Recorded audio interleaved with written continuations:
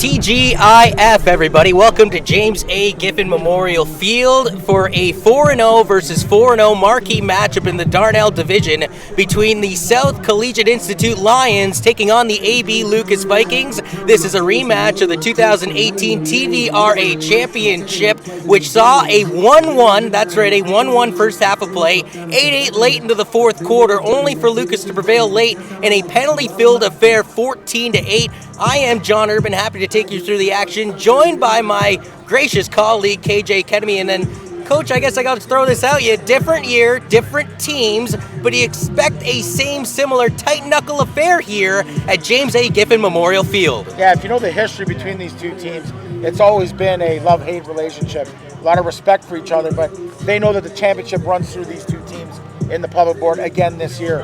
Actually, the last 3 years, that's been the case. Last year, though, Lucas finally got off a big win at home, and then in the playoff game, we were able to hold off a late effort by the South Lions, who were stopped on the 20-yard line in the last play of the game. So just a whale of a ball game. You know, what do you got today? Well, we got some news. And the news that we got is the starting quarterback for Lucas may not be playing because he's been sick all week. That's Matt Jaquith, and looks like Baker might be getting the start. Yeah, Jaquith has actually been kind of bedridden this week, the starting quarterback, QB1, if you will, for the Lucas Vikings. He had a couple visits with the doctors. In fact, they're still testing him for mono, if you can believe it or not. Yeah. And that does open up the door of opportunity for Matt Baker, and we'll see if Baker does get the helm to start this game, or whether it will be Jaquith trying to tough it out, Michael Jordan-like, as you were referring to before the broadcast. For the South Lions, though, let's face it, as you go to the national rankings, coming in as the underdog here at home, despite being undefeated, they have a, 25th ranking in the Canadian Football Association, whereas Lucas comes in ranked 8th from the Atlantic to the Pacific across this beautiful nation. But the game's not won on paper, it's won on the field. And what do you think this game simply comes down to as we're a couple minutes away from kickoff? Well, it's going to come down to the South Lions offense, led by their young quarterback, Jacob Saunders. He also plays defensive back. If he's able to get some points on the board early, it's going to bode them very well. The last couple of games, though, they've been shut out in the first half, John. And so I know that Coach Stenning was talking about they need to get the offense rolling against a really good Lucas defense. Now, with Jacob being out, Baker's more than capable. We know this. But again, he's a young quarterback. His first start at the senior level.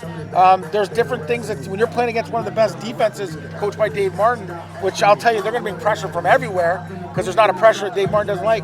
This shapes up to be the team that, makes a few mistakes. I know it's what we usually say, but in this game, that's what it's going to come down to. Last week, the Lucas Vikings stayed undefeated by clobbering the Oak Ridge Oaks by putting 40-plus points on the board. And in back-to-back weeks, both Adam, Lane, Murphy, and Spolster recorded touchdowns. In our last broadcast, ironically enough, it was the Lucas Vikings homecoming game where we broadcasted not just the junior but the senior games as well. And they manhandled the Cowboys 52-6 in that game.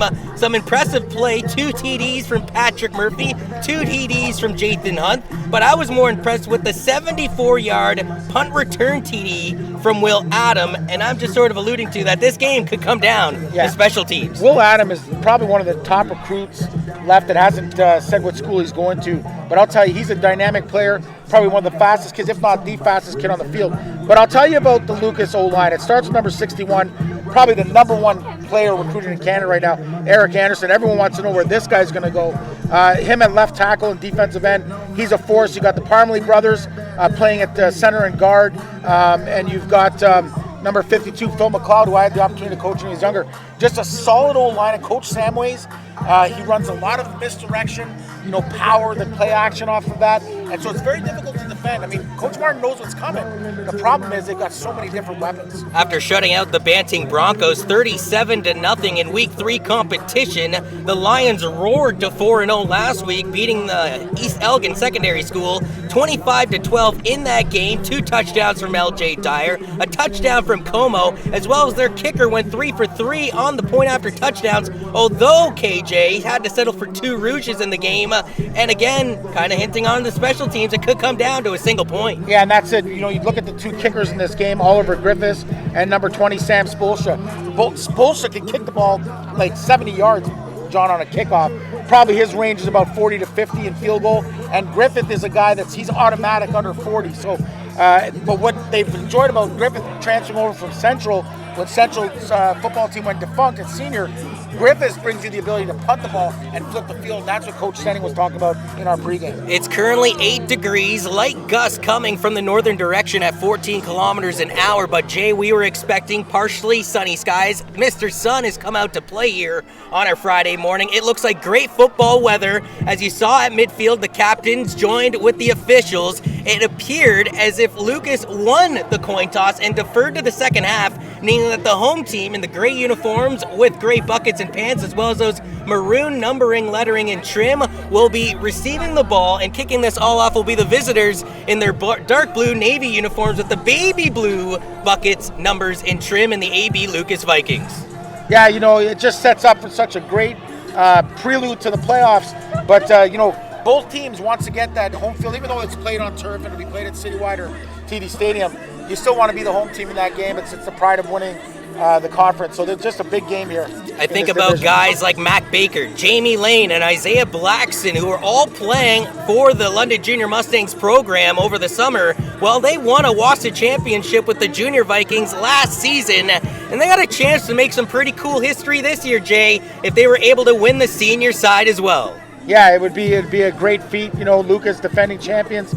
So right now it goes through them, and again, just a great for Canadian high school football. They called this the game of the week for this area, and it definitely is. It's going to be fun to watch. So before we get into the kickoff, as you see the ball placed at the 45-yard line and South going out there, as you just mentioned, 4-0 versus 4-0. But the simple equation is somebody's O has got to go. What does the game come down to before we kick it all off? Again, it's going to be executing on offense. You got two young quarterbacks going head-to-head against probably two of the best defenses in the province.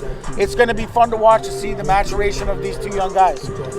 As it will be Sam Spolstra, their kicker, booting this ball away to start this game, and he's all over the field. I mean, he can make some fierce tackles, as well as we've seen him make the end zone a couple times live on our own programming. And Spolstra missed the WASA championship last year, which I think was a huge issue for Lucas. He's a solid defensive back as well, and just a smart football player. All right. So 4-0 Lucas versus 4-0 South, a Darnell division battle. Somebody's O has got to go here at James A. Giffen Memorial Field here on your Friday morning. Hopefully you've put on a pot of coffee. KJ Kedemy and Johnny have been happy to take you through, and here we go as Spolstra boots this one all the way down to the 5-yard line. Looked like LJ Dyer was almost thinking about lateraling that one right away before moving to the near side of the field, breaking off of a couple tackles, eventually sandwiched down by Edward Nagy and Will Adam. Yeah, you see Will Adam, and that's the thing you talk about Will. He closed that hole really well. Good job of returning, like I know you just said, almost a fake lateral kind of thing. But good job there by LJ, and I'll tell you, here's one of the backs that I really think a lot of people need to talk about. Solid, can do it all. He's a great pass-catching back, and also a great pass protector, as well as a phenomenal running back. Jacob Saunders leads the Lions offense out onto the field for the first time on your Friday morning.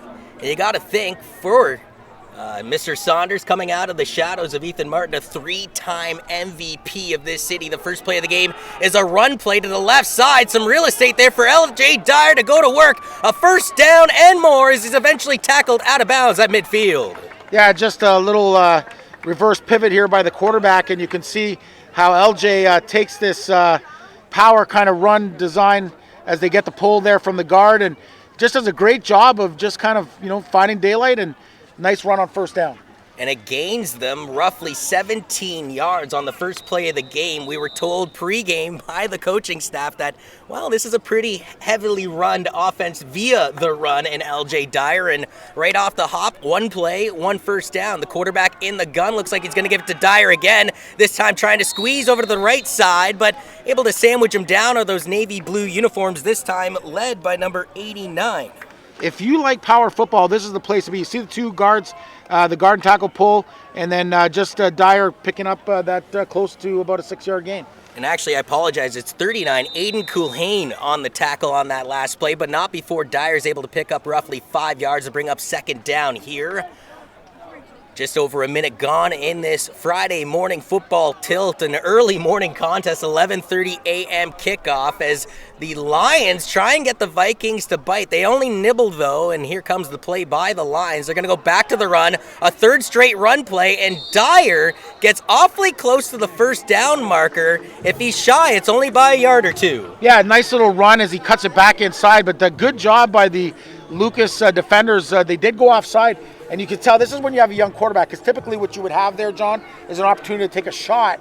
But being with the young quarterback, they go back, reset. But they did get Lucas a jump. Unfortunately, they didn't take advantage or get the free play. It'll be 3rd and 1. It looks like they're set up for a punt. Yeah, with the ball about half a yard into Vikings territory, just playing it safe to start this game are the Lions, as they'll, look to kick it, or punt it, I should say, into Viking territory. Both Will Adam and Sam Spolstra are back, anticipating this Oliver Griffith's punt, roughly from his own 40-yard line.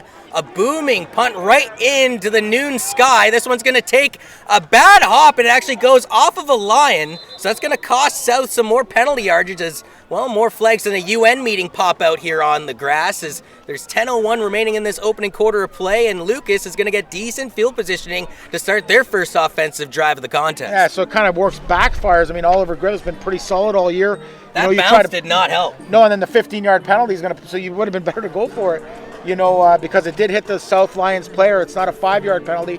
I believe it's a 15-yard variety, but we'll have to see here, John, what they ruled, because I don't think the ball hit the ground first. I think it hit the South guy first. Did it not? I actually believe, though, partner, that it bounced off the grass first, then hit the Lion player. It's just 5. So they are moving up the ball roughly. Oh, it's a 15. If it touches the other team, it goes 15. That's crazy. Huge penalty yardage. So essentially a net yardage of plus 4 yards on that punt. So going back to your point, KJ, they probably would have been better off just, going for it. And no, it isn't Jakewith at the helm. It is Mac Attack Baker into the gun with 2 to the far side. Switch that up as they'll actually motion to the left. It's a play action. Baker releases it, trying to find a target. It's incomplete. Erik Anderson. Yeah, he's trying to find Erik Anderson, who's an O-lineman there, Coach. So your thoughts on that play design? Well, if we get the replay, it looks like it's an unbalanced line, so Anderson would have had to report eligible, so he probably did that. Baker, a little short on the throw. First throw at the senior level. We'd like to see him kind of step through there. But again, it's first game jitters, I'm sure. Gonna get all these amazing replays courtesy of hot Italian sandwiches, and my God, the food is delicious, but the replays are just as tasty, and we hope to bring you those throughout today's contest. So, first play of the game for Mac Attack Baker and the Vikings is an incomplete pass to bring up 2nd and 10. 9:40 remains in this opening quarter of play. Plenty of motion in the backfield from the Vikings. They're going to go to the air again. A wide open target. It is caught at the 55-yard line, and he'll be slammed out of bounds roughly. Well, we're going to say close to the first down marker. That was Jamie Lane on the catch. Yeah. And Jamie Lane, you know all about him with his days at the Junior Mustangs program. Yeah, Jamie's a great player. They bring him out of the backfield. Mac and him have been playing forever. Nice throw, and that time you can see the difference when Mac comes through on the throw. And a big first down for the young QB. And shows you that in there throwing twice. Shows you that high IQ of Jamie Lane, though. Not only does he make the catch in open real estate, got to the first down marker. And when I say that, I mean by about half a yard, they moved the chains to the first down for the Vikings. So they're hurrying up out of the huddle, though, might I add, as they'll send 2 to the line quickly. The ball is snapped to Baker. He's going to hand this ball off, trying to go right up the middle. And I think that was Patrick Murphy. You're right, partner. Yeah, or is it Caleb Roberts on the carry? It's Caleb Roberts. So the young guy's getting the start here. And they run him inside, first run of the day. And I'll tell you, Lucas prides himself on this run. It's been interesting. They come out throw on the first 2 downs, but nothing doing there on that South defense. We saw Roberts record a touchdown in that 52-6 victory at homecoming for the Vikings against the Medway Cowboys, live here on Junior Mustangs TV. A trio run to the line. Baker pump faking, looking to go deep. Jamie Lane had a South Lion simply tugging on the jerseys, telling the official that right now, and yet no flags on the field. Incomplete pass to bring up 3rd down. I think that's number 11, Trent Ingram, on the coverage. We can't see it, but yeah, he does kind of tug a little bit. Little tug of war. The ball was uncatchable, John, so I think there was a definite hold. I would have liked, as an offensive coach, you want to get that call, but it was uncatchable, so. See, but I would play devil's advocate because maybe it's uncatchable because for the first 10 yards he's playing tug-of-war with his jersey. Well, I meant because it landed out of bounds. But yeah, you're right. If it would have landed in play, you're right. You'd have a definite argument. So, with Third down looming. Just like the Lions started off this game, the Vikings will reciprocate with a punt of their own. Spoelstra back at the 45-yard line. Receives a bit of a low snap, but handles it. And this is a botched punt to the far sideline. He'll gain maybe 15 yards on this one as it goes in front of the Lucas bench. But hey, Coach, we saw that the Lions punted it, got penalty yardage. It only resulted in a net plus yardage of 4. Vikings got a bit more on this punt, at least. I don't know. All I'm going to tell you is we build these two kickers as two of the best, I think, in the city. We said it was going to come down to special teams, yeah. But you can tell the nerves are already kind of running its course here early, as both kickers were solid kickers, just not up to par here early. 8:10 remaining in the opening quarter of play. Still goose eggs on the board here from James A. Giffen Memorial Field in this marquee battle as Saunders takes the snap, hands it off to Dyer. Dyer slips, though, a little bit. And I mentioned pre-game about the beautiful weather we're enjoying here in the Forest City in mid-October, but it did rain a little bit overnight. And on this grass field, I was wondering if there'd be some slippage, and you saw it on the Dyer run right there. Yeah, short, choppy steps is what you want to have on this type of field. I coached here. A lot better field now that it was Mr. Giffen has donated it, but I'll tell you, there was days where you couldn't even practice here. Still anticipating the first pass play with an empty backfield. Are we going to get it here? Saunders with a man open. The ball is caught, but I believe tackled shy of the first down yardage will be Scott Nichols, the captain, one of the captains of the Lions, and a Junior Mustangs product that I believe has recently committed to Western University. Yeah, we're going to talk at halftime to Kevin Mcneil, the Western University D-line and recruiting coordinator, and they've got a couple guys, James Ingram, and there's obviously some guys they're looking at all over the province, but in this game specifically. So, but a good tackle there by Blackson, and it's 3rd and 1, and you're seeing what's happening. Both teams are treating this like a playoff game because, I mean, 3rd and 1, you think you go for it in Canadian football, but last time these two teams hooked it up was the 2018 TVRA Championship at Citi Field. It was a 1-1 first half of play, and I thought that was, well, a typo on the box score, but with a 0-0 score with 7:20 remaining here, it's looking awfully similar. As Griffith is just able to get this one away. Now again, it doesn't necessarily take a kicker's bounce as it's a kicker-to-kicker action. Griffith's actually being returned by Lucas's kicker in Spoelstra, but again, not enough yards given by South. Another 5 yards will be tacked on to this play. Yeah, on the tackle that time was number 12, Nathan Johnson from South, and number 24, Kendall Hopkins. But like you said, John, the kicking game so far, I mean, that's the second no-yarders on a short kick. You know, you talked about the field, John, and we didn't talk about it in pregame, but it would affect the kicking game that it rained all night because you have to have solid footing, and if you haven't really been practicing on it, it can be a very difficult situation. Well, with 7:11 remaining in the opening quarter of play, it's been almost a battle of midfield right now as neither team has been able to penetrate their opponent's territory. But still plenty of more, pigskin left to be played in this one, and a healthy contingency considering it. I thought most of these kids are supposed to be in school right now. This is a big game. Nobody tell Mama or Papa yeah. Bear. Back into the shotgun goes Mac Baker. 2 will run to the line as one sways to the right side. It's a handoff, though, and I believe breaking off of a couple tackles here, a decent run to the left side will be Patrick Murphy. Just watch the O-line surge here on the replay, John. I talked about Parmalee brothers and Anderson and McLeod. Like, watch this here as they just kind of get into the defensive line. They surge it, and it allows Patrick Murphy to kind of break a tackle and get a 5-yard gain. And interesting, I heard the bell there, and all of a sudden some kids are leaving, and some kids are cut. So the shift change here at South. But it's great to see that kids are taking in the football during their lunch break here. As once again, into the pivot position is Baker. He'll take the snap. This is a pass play coming up from the Vikings. A nice throw by Baker, finding the open target in Jamie Lane. Lane will have the first down, and he got some applause from his fellow Vikings. Yeah, again, the same concept. They bring him over from the weak side. And that's what you like to do because he's very tough to pick up in man coverage, and you can see there he had a lot of room to run, and he does a good job eluding a guy. And right now, Jamie Lane has 2 first downs for the Lucas Vikings. With a tight defensive game, the way this one was built and the way it's been shown so far in the first half of the opening quarter of play, how imperative will be the first points of this contest? Very, very big. I mean, you want to get those first points, so. Baker going to go to the air again, flushed out of the pocket. Now he's going to go for a gallop down the far sideline, skipped in front of the Vikings bench, but A good, healthy yardage gain by the quarterback, the backup QB, we should add, with Matt Jakewith unavailable for the Vikings due to, well, we'll say sickness, but he could have mono. Yeah, and Baker, he brings, coaches kids since he's a little kid. He's a great skier. He's a professional. He trains people how to ski. He works as a safety on the mountains here in London and where they go on the weekends. But you can see those strong legs, John. Very difficult to bring down in the open field. They give Baker the first down yardage. Thanks to that big offensive line, that kind of gave him that real estate to go down the far sidelines. This is a handoff on the sweep motion to the near side. There is a flag on this play, getting back to the line of scrimmage, and then sort of just slipping there a little bit was Will Adam, and that goes back to the, slippery grass we were alluding to earlier. So this is going to be the holding call, and you can see how Dave Martin bumps as he sees the motion from the jet sweep. You see the linebacker bump up, it creates an angle, and then you get that hold call. I'll be very surprised. Yeah, it is holding, John. But just a great job of Martin understanding that when Will Adam gets that whip, you have to bring people to the party, and he does. It was the furthest that either team has gotten into their opposition's territory, so go figure, a penalty yardage puts them right back into the middle of the field. Yeah, like you said, it's been a midfield ball game so far, and just a great day here, John. I'm glad to be back with you on the air, and I never would have fit in that Lucas booth, I heard. Just we would have got you. Melrose and I would have got you in there somehow, friend. Be with you and Melrose, and of course we've got our great camera guy, Mr. Stutter, Alex.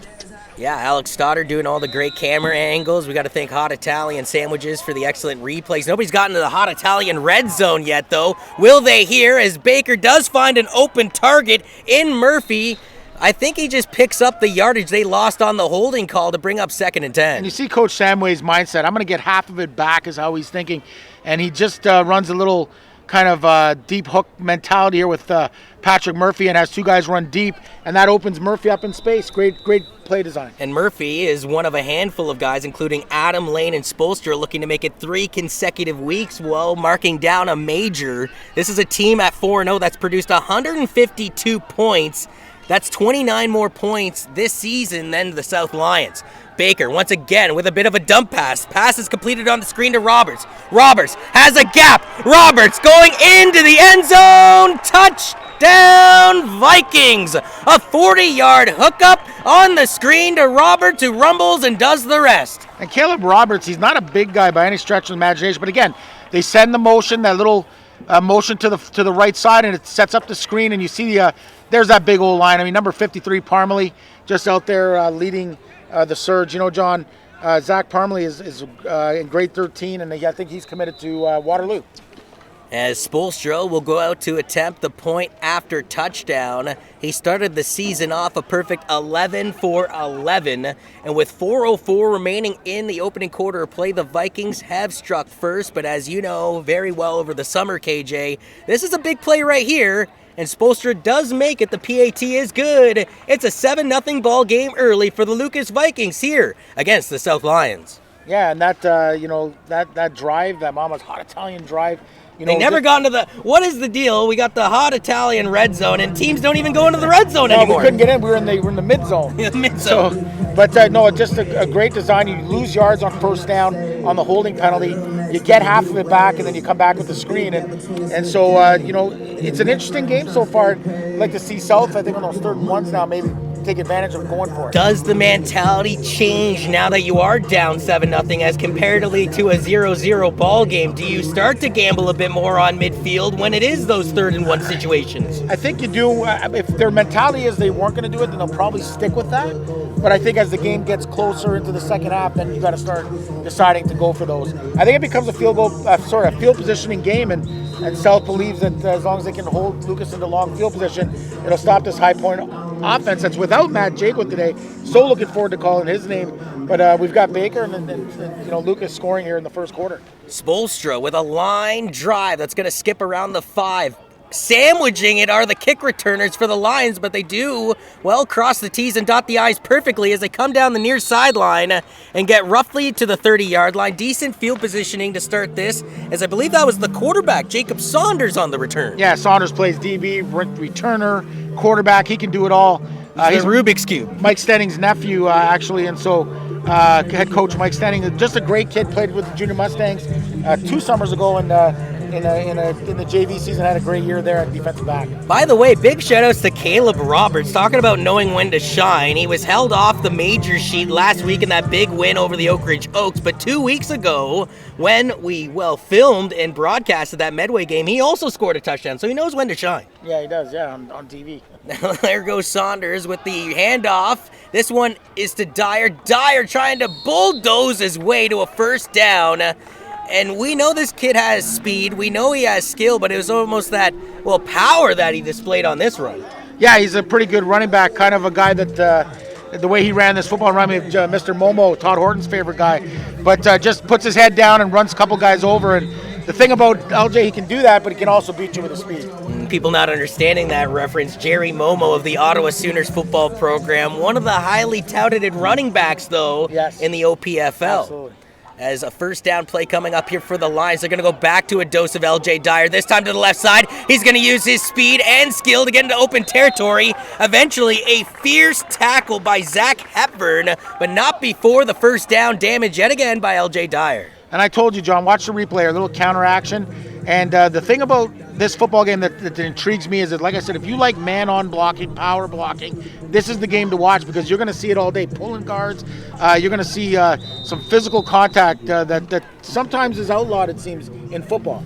Well, with the ball at the 54-yard line, this match is so far the furthest the Lions have been able to go into Vikings territory with 2:27 remaining in this first quarter as they hand it off to Dyer again.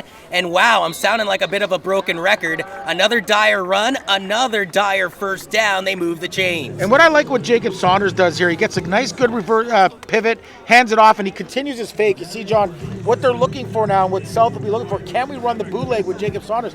I think you can. If you see that replay, maybe we'll get it on the next play. Here it is. Yeah, I think it's there. The two guys committed inside, and Jacob can run, John. Whoa. Sorry about that. Whoa. Sasso isn't here. He's watching. How you doing, Sasso? Under 2 minutes remaining. Well, we know he's doing more watching than working right now, that's for sure. $1:45 left on the clock. Another run to Dyer, but this time, finally the Vikings are able to gobble him up. Leading the charge on that is Matt Bain, in on the tackle. Yeah, Matt Bain, physical, another junior Mustang, physical guy. But again, nice physical play. It's a gain of about probably 3, maybe 4 yards, but we really love watching this type of football. You can keep running the ball, and you can keep masking it and designing it differently, but how often can you keep doing this before the Vikings just start honing down on the run game? Well, that's going to be the question. I mean, right now they're keeping the safety high, which is Baker, who is the quarterback of today's game. So second when down, do you bring him into the box? That's the from question. The 40. Plenty of motion from the Lions. Play action, a pass play coming up here. Ball is caught. It's the second time they've run this play. Caught by Scott Nichols. They don't get the yardage they really would have wanted to out of this. And as a result, third down. Yeah, now it's 3rd and 3, it looks like, or 3rd and 3. So it'll be an interesting decision. So on what down to do by 7 as opposed to a 0-0 ball game, and now you're deeper into Viking territory than opposed to where you were at midfield. It doesn't look like the special teams unit is coming out. Yeah, and actually it is Blackson at safety today, John, not Baker, because he's playing quarterback. So under 30 seconds remaining in this first quarter. A massive play here on third down for the Lions. The quarterback snaps it to Dyer. Dyer, though, is hammered at the line of scrimmage, and he's not going to get it. Turnover on downs. A big defensive stuff led by Isaiah Blackson, Will Adam, and the rest of the Viking crew. Yeah, number 52, Phil McLeod, did a good job there of owning his gap and allowed the rest of the guys to come in and make the play. But I'll tell you, I'm really shocked that they didn't go back to that nickel screen because, let's face it, they've been going to LJ Dyer constantly. I think if anything, that action, if you go boot on there, Saunders is in the end zone. So hopefully they see that and make that adjustment because it's there. So they gamble forward on third down in the final seconds of the first quarter. They don't get it with the LJ Dyer run attempt. It's a turnover on downs. And it looks like Baker is going to want a timeout here with 1 second remaining in the first. I'm really missing someone. Yeah, but Coach, if he just allows 1 more second to go off, then can he just walk off the field essentially at that point? And that's being a young quarterback. And now he's coming out of the game. Or no, I guess the guy that was supposed to come in is coming in. So they were short a player. And late to the party was Patrick Murphy, as he'll come into the huddle here. Officially 1 second now remaining in the opening quarter. A 7-0 score for the AB Lucas Vikings, who burned their first time out of the game. And with his back to the score clock, he wouldn't have seen the time, so he's just thinking, well, we've got to get out of this bad play. That's actually a very good point that you make here, Coach, because at James A. Giffen Memorial Field, you just have the one scoreboard. Opposite to the scoreboard, you essentially have a kid's playground, so that's not going to tell you much information as a quarterback. No. So what do they do here? 1st and 10, the Vikings essentially having, house money to play with, as trying to gamble on 3rd down and not converting were the Lions. Baker, after the timeout, sends 2 to the line. Looks like it's a handoff, though. They're giving it to Patrick Murphy. Breaks off of 1 tackle. Eventually shoestring, though, by number 16 of the Lions in Zave Allen. Yeah, Zave Allen's a guy that Coach Stenning said they want to get the ball to on offense. He's an explosive player. He's the backup quarterback, but you see him coming down hard from his 2-back position and making that tackle. But again, another 7-yard gain for the Lucas Vikings at the end of the first quarter, John. That concludes the opening quarter of play. A bit of a first quarter recap, if you will. Both teams punted on their opening drives of the game. A battle at midfield. But the scoring drive, brought to you by Erik Anderson Communications, saw a 40-yard Caleb Roberts screen pass completed by the backup quarterback in Matt Baker, who's filling in for Matt Jakewith, who is unfortunately sick. And we hope the best for Jakewith, not just for the sake of football, for his own, academic sake, to get healthy and back into school soon. Yeah, and Jakewith's a kid who's been biding his time, and this is his year. So let's hope he gets back and it's not as serious. And, this Lucas team looking pretty darn good, John, I'll tell you.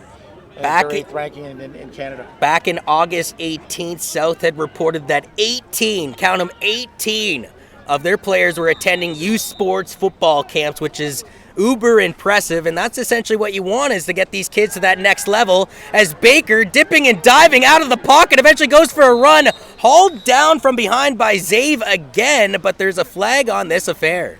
Yeah, it's going to be holding, I believe. We get the replay here, but you see Baker is kind of looking for that. He was skiing here. Yeah, he's looking for the bird shot. It's not there, and then just a great pressure. And Zave Allen, man, he's all over the field right now, John. What's the skiing where you have to go back and forth really quickly? He was Solomon right there. I mean, the zigzag motion. Yeah, and I don't know what. Yeah, they're calling it holding on Lucas. But a first down. I don't understand. Yeah, I don't get it. It wouldn't be how they got a first down. He didn't get a first down. Well, even the chain gang is confused a bit here. Had some sign language there that was maybe I don't know if we got that on the shot. I like to have it just to bug him. Yeah, I don't get the call. They're giving him yards gained. He didn't get the first down, so I don't know if we have the replay. We'll check it after this play, but he did not get the first down, so I don't get how it's. You're right, and I don't get it. Yards gained. And according to the chain gang, 1st and 10 Vikings right now, with 11:35 remaining in the opening half of play. Baker's going to hand this ball off. Zigzagging out of the pocket is Caleb Roberts. Roberts eventually be tackled at the Lions' 50-yard line. Some 11-on-11 violence as Trent Ingram eventually tackling Roberts. But have yourself a day, Caleb Roberts. A 40-yard touchdown in the opening quarter, followed up by this doozy. Yeah, what a great move. But I'll tell you, this Trent Ingram, if we get that angle again, I thought this guy was gone, and I don't know how Trent Ingram was able to make this play. But just a nice stutter step inside the box, and he gets it outside, and this Caleb Roberts can fly, John. Just under 11 minutes remaining here in the second quarter of play. 7-0 for the Vikings. KJ Academy, yours truly, Johnny Urban, happy to take you through. Big shout outs to Alex Stoddard and Adam Melrose helping us out with this broadcast. A play action by the Vikings. The pass is completed. The big boy rumbles to a first down. Christos Violitis. Wow, I love the play design and I love the execution. It's Erik Anderson, actually, 61. Which is weird, John. He's like the number one left tackle in Canada, and they got him playing H-back. Yeah, you're right. I'm looking at the South roster, not the Vikings roster. Getting my 61s confused. Yeah, but interesting play call to have him playing H today. They tried that play in the opening drive. It didn't come to fruition. They go back to it here, and it works to perfection as they get the first down and move into Lions territory. 10-10, remaining here in the second quarter of play. Baker sticking in the gun, 3 options to the left side. He fakes the handoff, goes right up the gut with it, breaks off of a couple tackles, refuses to go down, eventually sandwiched by Kyle Como as well as Scott Nichols, but not before Baker does some serious damage. Yeah, Philippe Velcarin came in at the end as well. And just an interesting right. You run the quarterback counter, and just a nice little play design. But like I said, Baker with those legs, John. And, you got to like the way Coach Samway is calling a different game here with Baker than he might with Jake with. And so far, so good. Although I'll tell you, that call was horrible, the first down there. Second down. We said we were going to be nice to the officials today, Jay. I love them, but that was a bad call. And I know I can feel Dave Martin's pain, because in a big game like this, you want it to be... And especially the timing of it. And that always seems to be the thing that gets the coaches the most, is not necessarily the penalty itself, it's the timing of the penalty. As in a bit of a pro set here is Baker. He's going to hand this ball off. A flag immediately thrown on the play. Patrick Murphy has the first down, but does he? We'll have to see what the penalty infraction is. I don't know why it says first down. I'm confused right now, John. Well, the chain gang is learning their part too, KJ, but... So is it second down? It was second down. They would have had the first down run, but I'm thinking that this is a hold coming back against the Vikings. Yeah, so let's check it out here. They'll bring up 2nd and 11, I believe, John. And like you said, as we get the replay here, yeah, just a little bit of a hold there, and Gord Cockburn with a good call there. So like you said, John, it's easy to critique the refs after the fact, but that's brings it to 2nd and 11 here. Kareem Abu Rafea coming off of this last play, and checking in will be Caleb Roberts.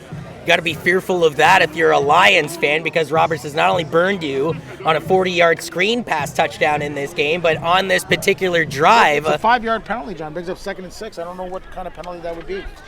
Must be a legal formation.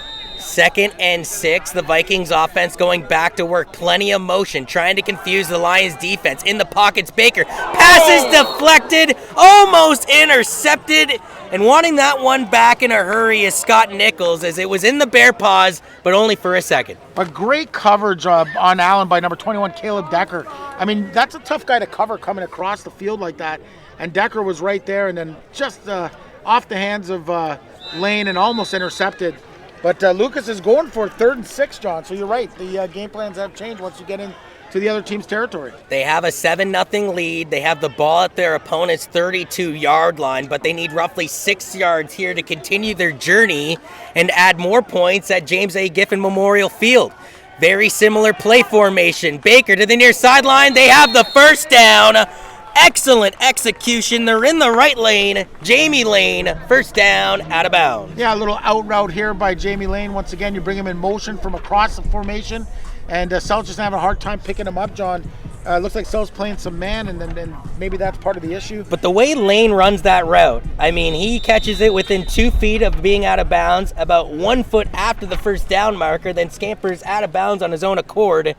I mean, excellence in execution. Yeah, he's the next great one, I'll tell you. He's a phenomenal prospect for the next level. 8:30 remaining here in the opening half of play. They go to the run. It's Caleb Roberts. Roberts trying to squeeze over to the left side, but he's put into a Lions cage there as 4 South players gobble him up, led by Steve Kepe. Yeah, great job by Kepe. We talked about him in the pregame. He's going to play a little running back today, but just a good job by the South Lions surge there from their field side defenders, and it's going to bring up 2nd and 9 here. So we haven't really seen Baker in a 2nd and long. But that 3rd down conversion to Jamie Lane not only extends this drive, but somewhat puts them in Sam Spolstra field goal range. So now they should, and I dare say should, come away with points on this drive thanks to the gamble. Baker's going to throw this one. It's intercepted by the Lions. Coming back the other way is Zave Allen. Allen will be tackled down by Mac Baker, the quarterback. Yeah, like you said, you're in field goal range. The young quarterback. It's just interesting to see. We'll have to get the replay. Squeezes this into double coverage. He's looking for Lane and just great coverage that time. And I don't think he saw the other defender that Zave Allen was trailing Jamie Lane, and then he was able to pick up that interception. But, so with no offense to speak of in the first, with 7:39, I should say, remaining in the opening half, it's the defense stepping it up for the Lions. A massive interception. Huge. By Zave Allen. And the job there was by the linebacker. I'm not sure what number it is. I think it's Shelon Jackson, but whoever it was, he was the one that kind of confuse Baker on the throw. You see him kind of sitting there. If you recall earlier, too, Scott Nichols almost had an interception. And now, well, Mac Baker does throw a pick here on this Friday morning tilt. That makes a great tackle, John, because that could have been 6. I remember Chris Merchant doing that down in Windsor, throwing a pick and then making one of the more fiercer football hits I've seen in 2019. Now they go to the run. Another L.J. Dyer dose. This one's going to be good for about 3 or 4 yards to the right side.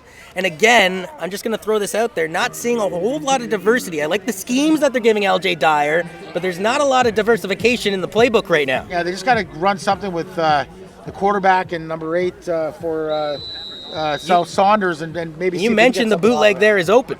Yeah, and that was a zone read, so let's see what they come with here. Second and about 8, John. So the 4-0 Lions, after beating Parkside, Oak Ridge, Sir Frederick Banting, and East Elgin, looking to come back here against the Vikings. It's L.J. Dyer. Dyer has the first down. A late flag thrown here, though, so will the chains move? It'll be interesting because it looked like he had the yards to gain, but it's very close. We'll have to see. It'll be a very interesting call here. Well, this one's interesting because I think he does have the yards, so let's see if he gets it. Earlier, we didn't think they got the yards, and they gave it to him. Yeah, exactly. So we'll have to see here what they're deciding. It looks like it's going to be probably second and about 18, John, is what I think. See what they do here. 6:47 remaining here in the opening half of play. A huge officiating decision right here. And it looks like it's going to cost the Lions a little bit. Wait a minute. Or it's benefiting the Lions. Oh. So it's against the Vikings. Maybe we get that replay again, Adam. I don't know. Illegal hands to the face is the call. Yeah, I don't know if you see it there, Adam. I can't see it. I don't. It might be in the mix. But yeah, it's got to be right here at the end. Yeah, I don't see it. So on the way the down. Lions. Monday night. This is like Monday Night Football or something. Lions. Didn't they have something happen to them like this? Well, on the field right now? a plethora of whistles go here as the officials helping out the chain gang a little bit. By the way, the crew that officiated that Monday night game, they've noticed, just particularly the last 3 or 4 weeks, massive bets in Vegas are getting bet on wherever this crew goes. Massive money is getting thrown down on those games. So there might be a little bit of an investigation going on there as they finally give it to Saunders, and the quarterback pays the price. A little bit of the people's elbow, if you will, thrown down there by Cole Harris, or I apologize, Will Adam, and then inadvertently kicking the quarterback, too, on the ground was also a Viking player. Yeah, number 26, Thomas Ashton, comes in here at the end, makes a pretty good play. It's interesting that they ran that again, a 3-yard gain, so they do finally get Saunders the ball. So one thing that's been working it's something different than L.J. Dyer. Yeah, but that counter with L.J. has been their best play where we've seen all those big runs. So we'll see if they come back to it here on second down. Less than 6 minutes remaining in this opening half of play. A 7-0 contest for the Vikings. Play action here for the Lions, but keeping it is Saunders. Jacob Saunders on the gallop. Saunders has real estate. Past the 40, scampers out of bounds around the 30. A high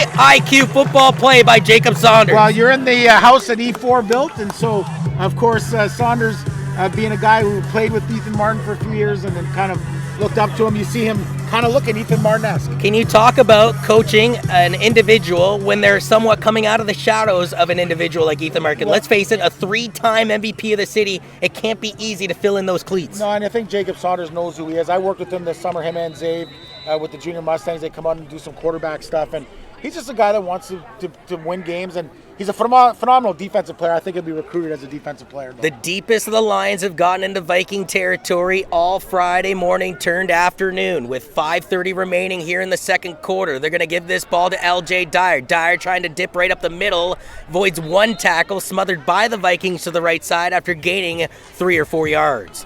Yeah, again, you got to like that second effort by L.J. Looked like he was going to be down, but I think there's a miscommunication with Nichols. I'm not sure, because he kind of got confused. I think if he would have made that lead block, John, LJ might still be running right into White Oak's ball. 8 Lions were named to the 2018 TVRA Central All-Star team, including Kovachuk, as well as Jonah Lopez, Scott Nichols, Julian DeBono, LJ Dyer, Zach Kalia, Matt Adams, and of course the aforementioned Ethan Martin. With an empty backfield, here's Jacob Saunders. Saunders is going to run this ball, and he's going to scamper out of bounds. A late flag on this one, and a hardcore football play gets the roar of the crowd. Yeah, number 99, Matt Bain and LJ Dwyer. There was a block here by LJ, and it's going to draw, I think, a flag. LJ, I don't know, John, like he's protecting his quarterback. He doesn't use his hands, and that's the new call. It was head-to-head. Watch it here as you see it on the replay. But he looks like he kind of lowers the shoulder Yeah. into his chest. It's the follow-through that Yeah. looks bad. And that's one thing, like, for instance, in hockey, which is a far more faster sport, that's what eludes you is the follow-through. On that follow-through, it doesn't look like he's headhunting. Looks like the shoulder's following through the chest going high because he's starting low. It's just the new rule is when you're coming back that way, you got to use the hands, and it is what it is. So Football is unfortunate. becoming more and more about safety, and it's those old school football heads that get become more and more cynical as a result. Yeah, it's unfortunate the game has changed in such a way, but it is to protect the kids and the players that play this game.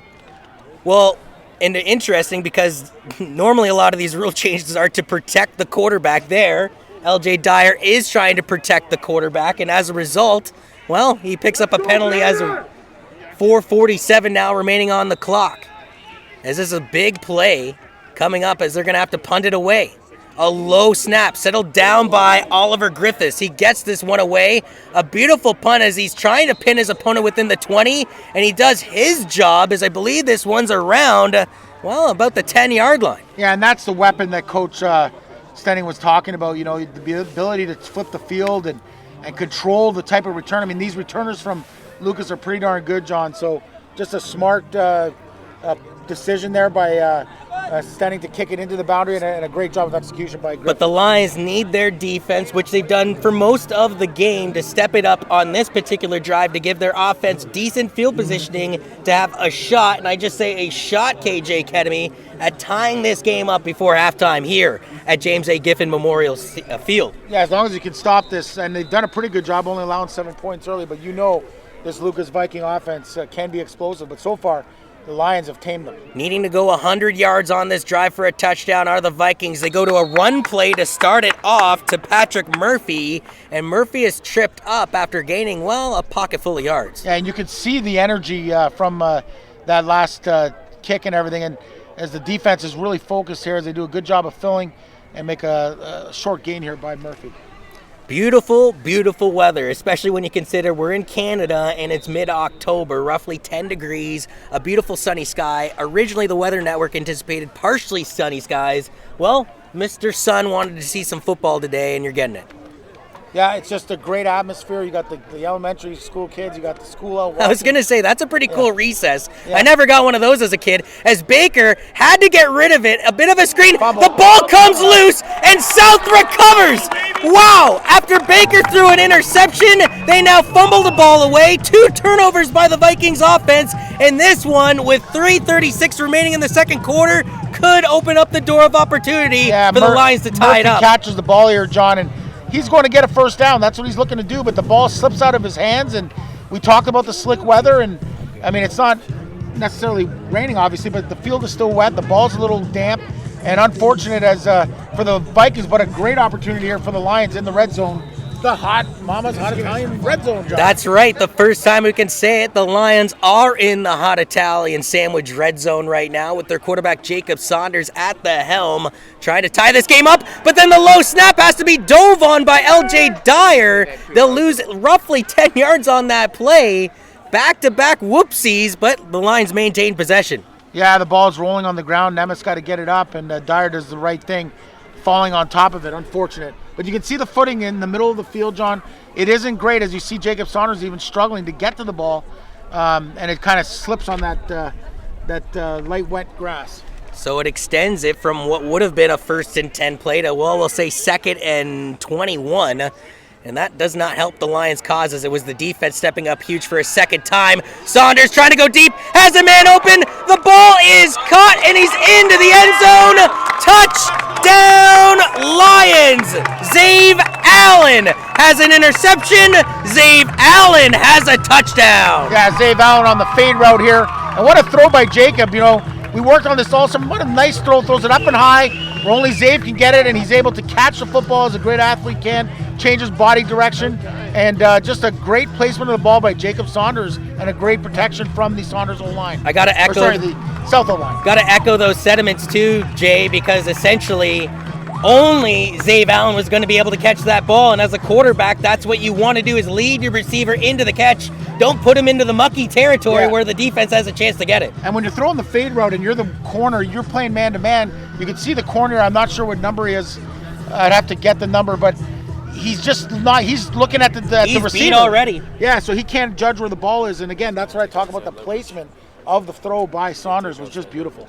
2:41 remaining in this opening half of play. Still a PAT away from tying this game up 7-7. A low snap. The kick is good. There is a penalty flag on the field.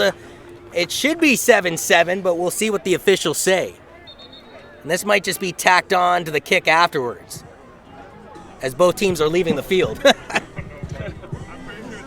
So for Oliver Griffiths, you're talking about a gentleman that went 3 for 3 on PATs last week, but did have to settle for 2 rouges in that 25-12 victory over East Elgin. This is a Lions squad that put up 123 points coming into this game.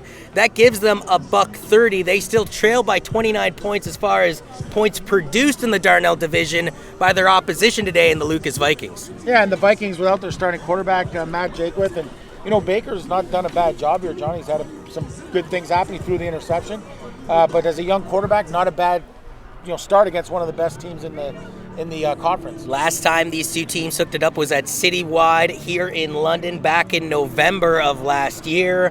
1-1 at halftime. 8-8 into the fourth quarter of play, and the Vikings eventually prevailed with the gold and all the glory by a final score of 14-8 in what was a truly penalty-filled affair on the game-winning drive for the Vikings. 45 yards alone tacked on the Lions defense. And that's something that stuck, I think, with Coach Martin and the rest of the, South coaching staff. One of the things to remind you about Griffith, he's a left-footed kicker, John, so the ball does come differently. Most guys are right-footed kickers, so keep that in mind on some kicks later in this ballgame and right now. And Griffiths is just going to, send a looper just down to the 30. Takes a one-hop between Caleb Roberts and now the kick returner for the Vikings, who gets tackled roughly, we'll say, around the 30-yard line. And with 2:38 remaining in this tied ball game in the second quarter, what do you do here if you're the Vikings coach? Well, I think you got to be smart. There's 2:38 to go. You want to try and get a drive going. So, run your best play that's going to get you a first down. I think that's what you're trying to do here. And, you got the young quarterback. You're still going to have to be able to throw the football with him, which he's done a decent job today, I think. It's just that one inopportune throw where the linebacker for South did a great job of disguising his zone coverage. Big shout-outs to Eric Ajax Communications and Mama's Hot Italian Sandwiches for helping us put these broadcasts together. The first of 3, count them 3, football broadcasts here on your Friday, as it will be a run play right up the middle. A smothering tackle by the Lions in number 23 on the play in Josh Gillum. Yeah, Josh Gillum, I believe, is one of the guys that might be verbally committing to Western, I believe, or has. He's a great kid. I think Dave Martin said kind of like the MVP of the football team. But again, it brings up 2nd and 5. So now with 2:27 remaining in this opening half of play, it is a white, tight knuckle affair, just like we saw in the TVRA 2018 championship. A bit of a botched snap, and eventually the running back fell on top of it. Now, to be honest with you, a questionable late there by Shalon Jackson, but no call on the play. Watch it here. Jackson does the right thing by putting his hands up, as he did come in a little bit late, but like you're saying, listen, it's my footing. And again, the refs are going to give that, and that's a good job of refereeing there, I think. Because that, other games you might call that, but I think understanding the middle of the field and the bad traction. And despite getting enough territory to get away from their own end zone, it does look like the Vikings will be forced to punt this one away. Sam Spolstra goes out there with 2:10 remaining here in the second quarter clock. LJ Dyer to the near side for this punt return. On the far side, the quarterback, Jacob Saunders. Spolstra with plenty of real estate. He's going to aim it right down to Saunders. He's going to take this on one hop. Not enough yards given by the Vikings. Only about a 5-yard return by Saunders. Tack on another 5 due to the orange flag. So again, with 1:55 to go, John, what does South do? I think what they probably should do is, again, they got that nice little counter play to LJ, but Saunders is throwing. He can throw the football. He's completed 3 or 4 passes here in the first half, and nothing better than that last fade route where he was able to get a one-on-one matchup and took advantage of it. How do you weigh it out, though, from just taking, a tie game 7-7 at home into the halftime break, or Do you try and gamble and put some points on the board and get the momentum on your side? When you got a kicker like Griffith, you could try to get into field goal range, but again, you're not going to force the issue. And again, you don't see that man press coverage right now from the Vikings that they had on that last play. So into the shotgun goes Jacob Saunders, the man that just returned the last kickoff. He'll send 2 to the line, getting the Vikings to stutter, but they don't snap the ball. Now 3 run to the line. It's going to be a handoff to Dyer. Right up the gut goes Dyer, trying to break off a tackle. The ball comes loose, and the Vikings have it. Both teams have fumbled the ball away in this game, and we're only in the opening half of play. Yeah, let's watch it here as they hand don't know why they don't get that free play. And I think Dyer might be hurt here. Dyer comes through. He gets hit right at the knee. And I think if we get the little slow, I don't know if we can slow it down. I'm not sure if we can, but let me just see here. No, he just took a shot right to the shoulder and dislodged the football. It's actually a pretty good hit. Don't have the number there. I don't know that the backer, I think, or the 2-back here for Lucas with a pretty good shot on the shoulder, and that dislodged the football from LJ. 39, I believe. You hear the applause from the South Collegiate Institute faithful to see LJ Dyer get to the sidelines on his own accord. That's good news, considering about 90% of their offense in this game has gone through the gentleman wearing number 2 today. Yeah, Dyer, just one of those guys, he's a grinder, and he's going to tough it out. But a good shot to the shoulder, and for anyone, that would have been tough to hang on to that football. So hot potato or hot pigskin going on right now from James A. Giffen Memorial Field. We've seen an interception and a fumble come out of the Vikings offense, and now we see a fumble by the Lions offense when they were looking to do some first half damage. Late first half damage, I'm trying to say. Instead, it'll be Baker trying to go deep. Does have a man behind the coverage, and this ball is caught. A beautiful reel by Will Adam. We saw Adam with a 74-yard punt return touchdown when he's taking on the Medway Cowboys live on our streams. Well, he shines yet again here with an excellent catch. Yeah, the safety there misjudges it. He's there ready to make the play, but you see Will Adam, he climbs that ladder, he goes straight up in the air. Actually, doesn't even jump, it just great concentration by Will Adam. All the way down to the 31-yard line. 1st and 10 for the Vikings with 95 seconds left in this quarter of play. Back to the air goes Baker. This one again caught by the big man. And then with his second reception of the game is Erik Anderson. That I did not anticipate coming in on my notebook, that the lineman would have 2 receiving. I really don't like this. I mean, this is a guy that's the best tackle probably in the province, arguably, and gets 8 yards on the play though. Yeah, Jay. but he's not used to playing this position, and I don't know. It's great. It looks great. If you got a chance to prepare for this, you can stop this. 1:20 remains now in the first half of play. 7-7. The snap to Baker. The Vikings quarterback, pocket collapsing, throws the ball. It's completed to Will Adam. Adam has the first down. They move the chains with a $1:09 left on the clock. So a great drive here at the end of the half. Again, the little 12-yard kind of hook route by Will Adam into the boundary, and a good throw and catch. And officially, the Vikings for the first time in this game going to, Mama's Hot Italian Sandwiches red zone there for the first time in this contest, as it was the Lions going into the red zone, but they didn't actually strike from the red zone after the penalty yard.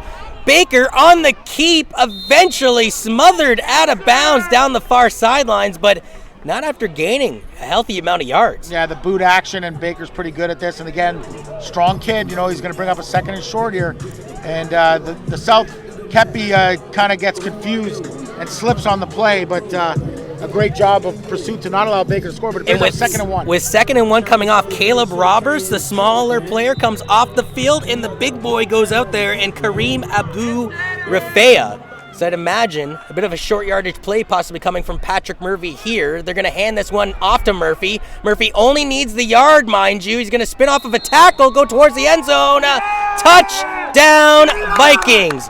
Patrick Murphy on the 6-yard touchdown run. Yeah, Murphy gets behind, Mr. Anderson, and bounces it inside and breaks 2 or 3 tackles and is able to muster his way into the end zone. So just a nice drive here at the end of the half for Coach Samways, and they use kind of everything. You got their tackle is running routes in the and making big plays. You got Baker on the boot, and right now just keeping South a little bit off balance on that drive. With 46 seconds remaining here in the second quarter of play, the extra point is good from Spoelstra as we now have a 14-7 game for the visiting Vikings, who are ranked 8th nationally against the 25th nationally ranked South Lions. And they do have some time, although sometime with an asterisk, KJ. 46 seconds remaining here in the quarter to try and tie this game up before the halftime break. Though, we should mention, it was the Vikings that won the coin toss, deferred to the second half, so they will actually receive the ball to start the third quarter. Yeah, I'm wondering why the scoreboard says 7-1. Well, unfortunately, the guess bulbs appear to be a little worse for wear. It does say 7, Jay, and eventually it'll say 14 in a minute or two. Yeah. So, again, a great first half here at Griffith Stadium. The weather just... There, they listened to you, Jay, and they put it on the board for you. I was just confused. I was like, why does it say 7-1? But, yeah, you know, John... more importantly, why is there a decimal clock? That's for you. That's to frustrate you. So, again, for the Lions, they're trying to avoid back-to-back losses to the Vikings after losing in the 2018 TVR Championship by a score of 14-8. This season, by the way, the most points that the Lions have allowed was in a 36-15 win over the Oak Ridge Secondary School Oaks. And again, they allowed 15 points in that game. This one sort of just lays on the turf around the 5-yard line.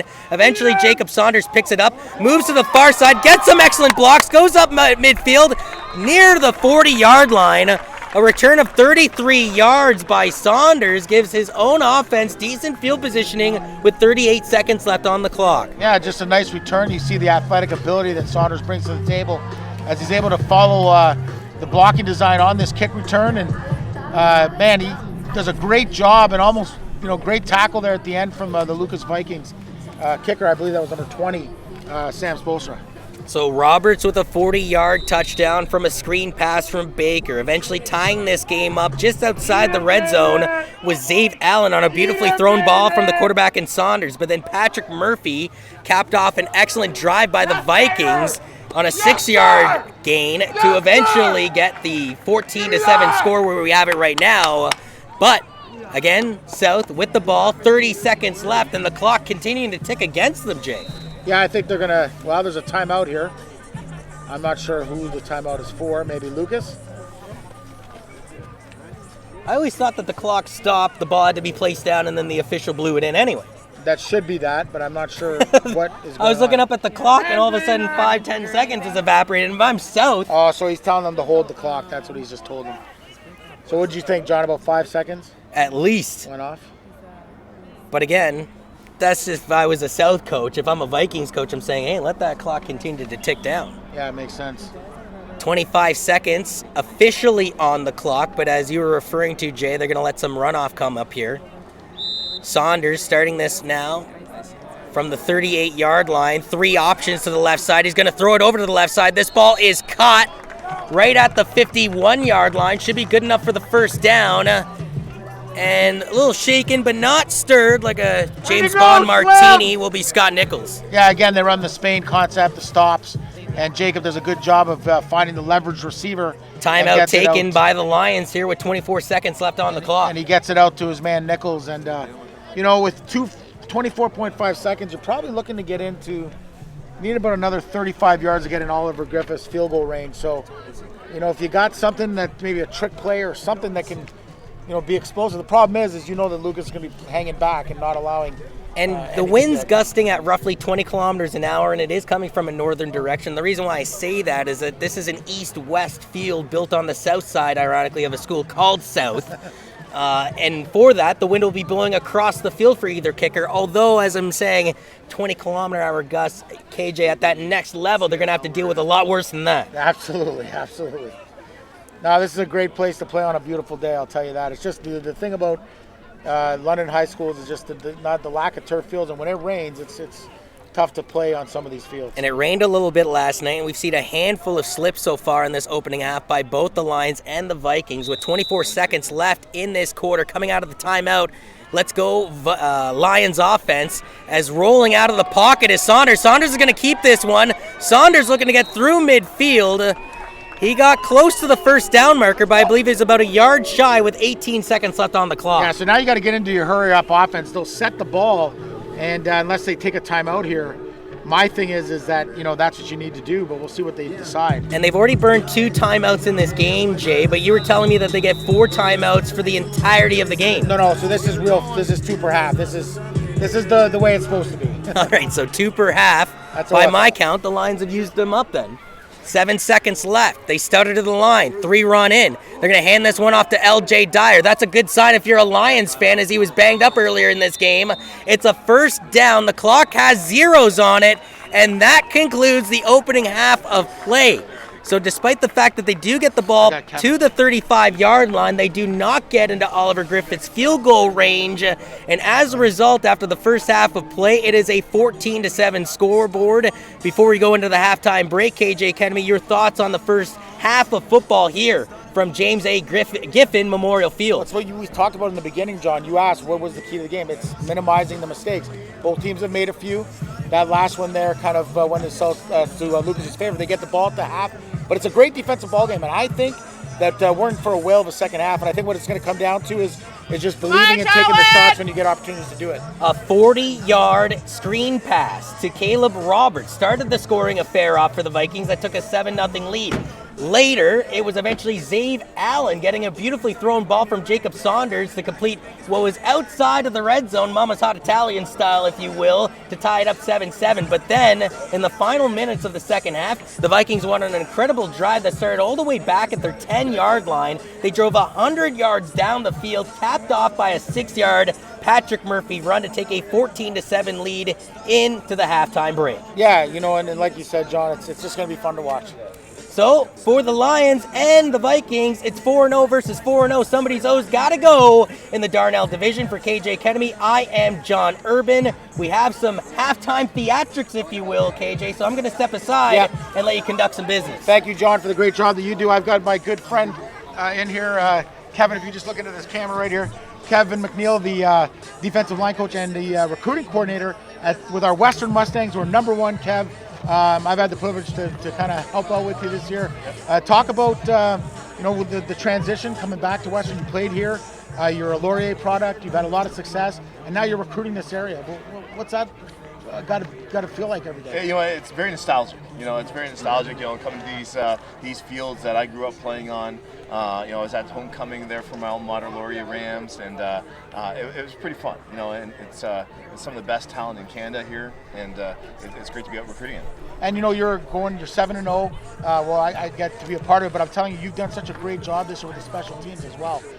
Talk about, as you're looking at kids to come into the next level. You're obviously recruiting some kids here. I believe there was a couple of commits. Maybe you could talk about that. Yeah. Got a few commits there from South, and we're looking to lock up a few of the guys from Lucas. But Scott Nichols, whose brother's on our team, and Josh Gillum, both committed, and we're looking forward to having those guys join us next year. But it's great to see. There's a lot of good players here, a lot of players playing on special teams, and we like to see kind of what their heart's like. I mean, kind of special teams, we say, is a window to your soul a little bit in terms of how you work on the football field, and a lot of guys are doing a lot of good things out there. And you've been a defensive coordinator, you've been a head coach at 12. You've had a lot of success, but I've been to some of your special teams meetings, and I got to tell you, they're energetic fans. I love how you bring the WWE into it. Well, we try to have a little fun. I mean, like it's and sometimes it's like herding cats a little bit. You got to get their attention, so we try to make sure that they're focused in on what we're trying to do, and we have limited time that we can spend on specials. Although I got to say, it's nice. Coach Marshall gives us quite a bit of time for meetings, so that's fantastic. But it's important to get their focus on it, and the guys have been pretty sharp picking up the stuff. So going into this last game, you got homecoming on deck, a big day for Western, a possibility to go 8-0. Talk about the prospects. I mean, the field's kind of, there's people that feel like that people are catching up, but I think the playoffs, there's going to be some fun football ahead for us. Well, yeah, Ottawa's a good team. Ottawa's coming in here a good team. They're very good on special teams, so we have a great challenge in front of us. They have one of the most prolific returners in the game, number 87 Beaver, and he can score. He's on one of their best receivers as well. So we got a job to do taking care of him. But that's the kind of challenge you want to have going into the playoffs. You want to come into the playoffs, playing good opponents and make sure you're sharp and you're playing at the highest level. So it's going to be a great challenge for us, but I know our guys are ready for it. So Western being one of the best schools in the nation, obviously for many, many years, you're the recruiting coordinator there. Can you take me through, let's say you're recruiting me, what are some of the advice you'd give me as a young player being recruited out of London area, your hometown? Well, you know what, this is the thing, Western's one of the best universities in the world. It is an incredible school, and it has pretty much any program that you'd be interested in. It's got over 400 undergraduate programs, a slew of graduate studies and second entry programs, and one of the best business schools in the world. So, I mean, it's one of those things that the first thing I'd say is what are you getting out of your education? And where are you going to go? And that's important. The things you'll learn in the classroom. Football field is you're going to learn a lot of good stuff there, but the classroom you'll learn a lot more that's going to carry you on in life. And I think a degree from Western is really the focal point. It's just such a great school. Staying in town, I was a guy who I left town. I left town for university, and 15 years later, I'm still paying my student loans off. Yeah. And I think the opportunity to stay in town, get ahead sooner. The cost of university has gone up, and I think saving that money and staying in town is a pretty smart decision for your next phases of your life. But what's not to like? You have one of the best football programs the best football program in Canada, and one of the best academic institutions in the world. It's a win-win, and we're just trying to make sure we get out and do a better job locally on our recruiting. One of the things that we're really excited about is trying to get a London High School All-Star game back for next year. Something that was when I was growing up, we did. I'd like to have our program sponsor and host a London High School All-Star game at the end of the high school season. So that's something that we really want to get back into the community, get out to the games, and let players know here in London that there's Western's a great fit for them. Oh, hey, listen, Kevin, I'm telling you, all the best. You're a great guy. A pleasure to finally get to work with you. Thanks, Jay. I know you. I think I coached you one game with the Silverbacks. I think you played one game. But no, honestly, just a privilege, and thank you for everything you're doing for football in London and at Western. All the best. Yeah, thanks, man. It's great to be back, buddy. All right, take care, brother. Yeah, man. All right. So with that, guys, we're going to head off to our halftime show. Once again, for Mr. John Urban, our play-by-play guy who I just love, like a brother, who's been there for me in this tough time with the accident. We'll see you on the other side of this. It's the Lions trailing at home 14-7 to the Lucas Vikings.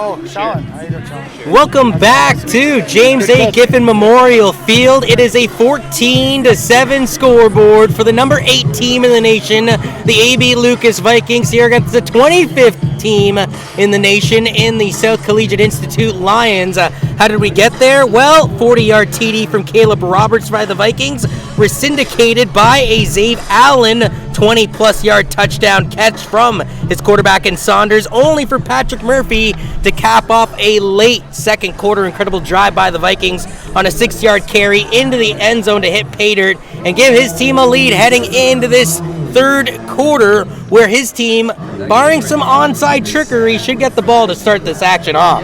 Yeah, it's kind of a tale of two tapes. You got two quarterbacks that are very similar, athletic. Mac Baker in his first start at the senior level, coming off that Wassa championship at junior, and Jacob Saunders. I think both teams could throw a little bit more because both these kids seem to be able to make some good throws. Obviously, a pick each. You don't like to see that, but that's going to happen when you're a young quarterback. Not just a pick each, but we've actually seen both teams fumble the ball away. Yeah. Earlier in the game, we saw teams go for it on third down and didn't convert. In fact, I think that's the true difference maker so far, is that the times the Lions have tried to gamble for it, they've come up short. The times the Vikings have gambled for it, well, they have a pocket full of house money to play with, and it's resulted in having a one-touchdown lead. Yeah, again, if you like power football, if you like, man-on-man blocking, if you like to see, physical, good defensive football, this is the place to be. The most points on defense the South Lions have given up so far in 2019 was in the 36 to 15 point victory over the Oak Ridge Secondary School Oaks. They've given up 14 points in the first half today against the Lucas Vikings here at home. How imperative is it for their defense to almost shut out the Vikings here in the second half to give their offense a chance to come back into this game? Well, yeah, you're not gonna, don't want to turn this as into they try and onside it right away. It? And almost, and I dare say almost, Felipe Villacuerin almost would have had an opportunity. Let's get the replay, John. Look at it. Oh, he just didn't see it. I just think he just didn't see it. Look, John, it comes off his foot kind of awkwardly. And but it went right in front of Villacuerin on the near side here. Number 83, like you said, he could have breathed on the ball. But it's like the way that it came, John, I think they were expecting it to be a moonshot, and it kind of got off of Oliver's foot a little wonky, and I don't think he was expecting, because if he was designed to go there, I'm pretty sure he'd been looking for it. Wind starting to gust from the northern direction, sort of cooling down the field, if you will, a little bit. Despite the fact that it was only 10 degrees, it felt warm with Mr. Sun out. Two options on the far sideline. It's a handoff to Patrick Murphy instead, and the first play of the second half of offense results in about a 4-yard gain. So you see this guy, they got Erik Anderson playing a little bit of H-back, and it allows him to be pretty physical up front, but again, South doing a good job of being stout and not allowing more than a 4-yard gain. Another rotation of Kareem Abu-Rafea and Caleb Roberts, if you recall Roberts, with the 40-yard screen pass from his quarterback Mac Baker to start the scoring off here on your Friday morning turned afternoon in this Darnell division battle. 3 run to the line, lots of options to the right side. They throw it to the left side on a screen. Catching it is Will Adam. No real estate to go on, and trying to go in on the tackle was Zave Allen. Now you can see why, Dave Martin's so big on Zave Allen, is he's able to come down and make a great play on an explosive player, Will Adam, and just an excellent tackle. With the ball at the Vikings' 50-yard line, it looks like Spoelstra might be going out there, though, to punt this one away. And I thought, especially considering the Lions tried to get tricky right off the hop with the onside kick that didn't work out, maybe you play with a little house money here, but no, the Vikings say we got a 7-point lead. We're going to play it safe to start at least this second half. So Spoelstra, roughly from his 50-yard line, will get this one down. That's Jacob Saunders. Saunders trying to work his way up the field. A fierce hit at the 20-yard line, but it brings a couple of flags. Patrick Murphy was in on the tackle there, as we see on the replay here. Nice high kick by Spoelstra. It looks like the flags are on the hit, though, Jay. What's wrong with this one? I don't know. Looks like a good tackle to me. So I have no idea what the call is. Is it going against Lucas? 10:41 remains here in the third quarter to play. A 14-7 game for the AB Lucas Vikings. John. I don't know if we get the replay one more time, Adam. I don't know if you saw a headshot here. I don't see it, but let's just see. Contact there. Oh, yeah, he did catch him with his head. So Murphy, it's tough, John, in the open field. Like, it's not intentional, but they got to call it, right? So good call that time by the officials. Murphy's helmet right at him kind of chipped the face mask. How much, especially because you coach youth football, do you hear, though, from parents that, let's say, quite blatantly complain, though? Because when they played the sport of football, that was okay, and now they see their son do it, and it's not okay. It's the newer people who have never played football that complain. Yeah, no, you don't get it from us old school guys. We relish this. Oh, another holding call. So LJ Dyer gains about 7 yards as he S-curves to the near sidelines. However, a flag is we're bringing going to this see a one hold back. here. Let's get the replay on the back. So I don't know. There's 2 down blocks, and I'm not sure if I see maybe at the top of the screen here. Well, LJ Dyer scored a touchdown in that 37-0 victory over the Banting Broncos. There, 66, is it? Scored 2 touchdowns in last week's 25-12 win against East Elgin. Has been held off the score sheet going so against far. Lucas, guys. It's not even going against. So I don't even know what the heck the call was. Sorry, guys. Maybe hands to the face again. Maybe that's what it happened. Maybe we get it one more time at it before the play. See if we get a hands to the face here. Yeah, we do right there on the face mask of the center. So another good call. I didn't see it, but we saw it on that last replay. Places the as ball the center gets his face mask at grabbed the by the 54-yard line.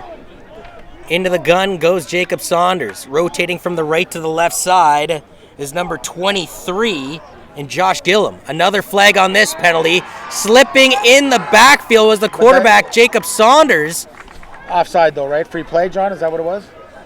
Now, on the snap? so Matt Bain won't be credited with the sack despite the fact that he's the one to get to the quarterback.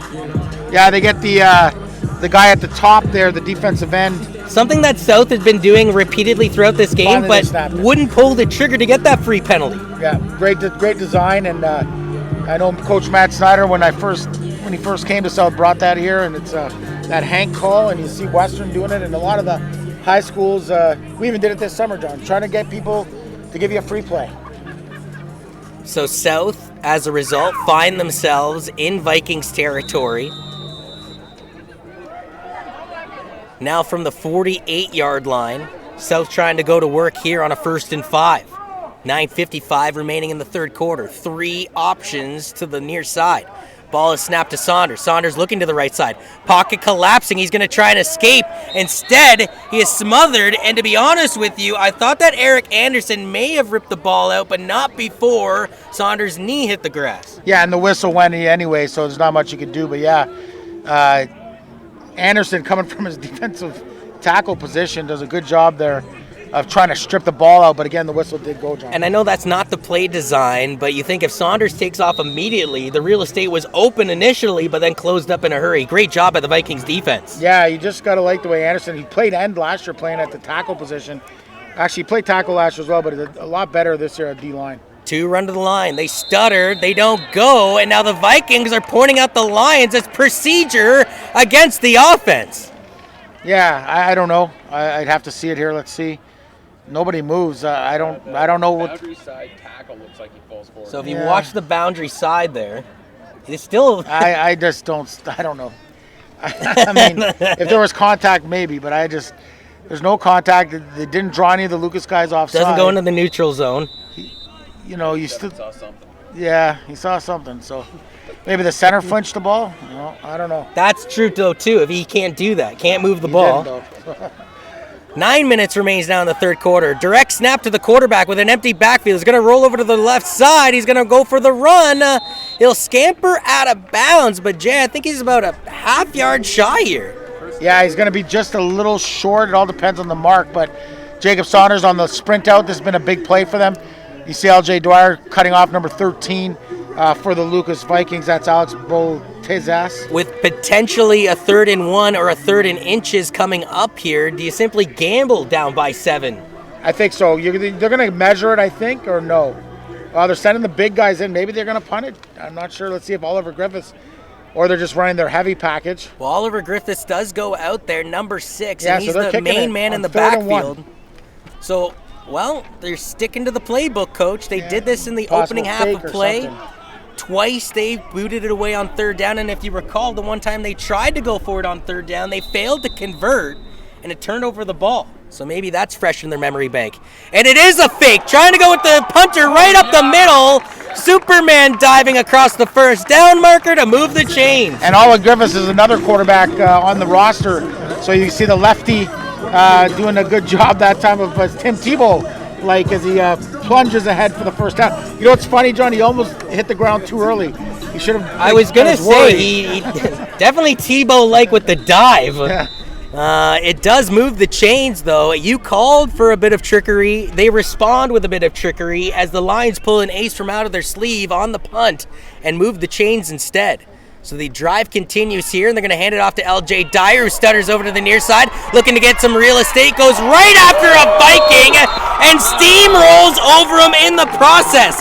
Hey, Zach Hepburn, watch out for the number 2 train rolling by you. Yeah, Hepburn, the first-year senior, comes in there, tries to make the play, but again, this is what you like about LJ. He can do it all. He gets to the edge, uses that great speed. Right and here. Then he lowers the boom. Oh, my word. Iron crossing the football. I know Coach Matt Snyder's worked a lot with this guy, and just an excellent, excellent run.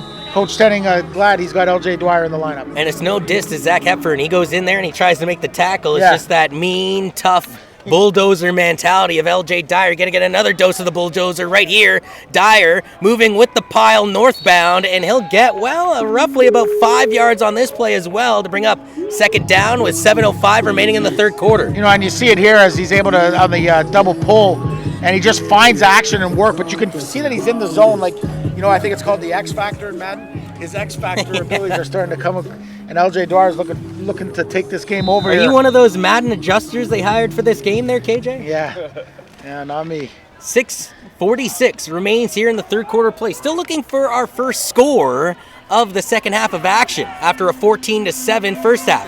Jacob Saunders hangs on to this ball after faking the handoff to LJ Dyer. He needed 5, got maybe 3 to bring up another third down. Yeah, I think he's actually a little bit closer.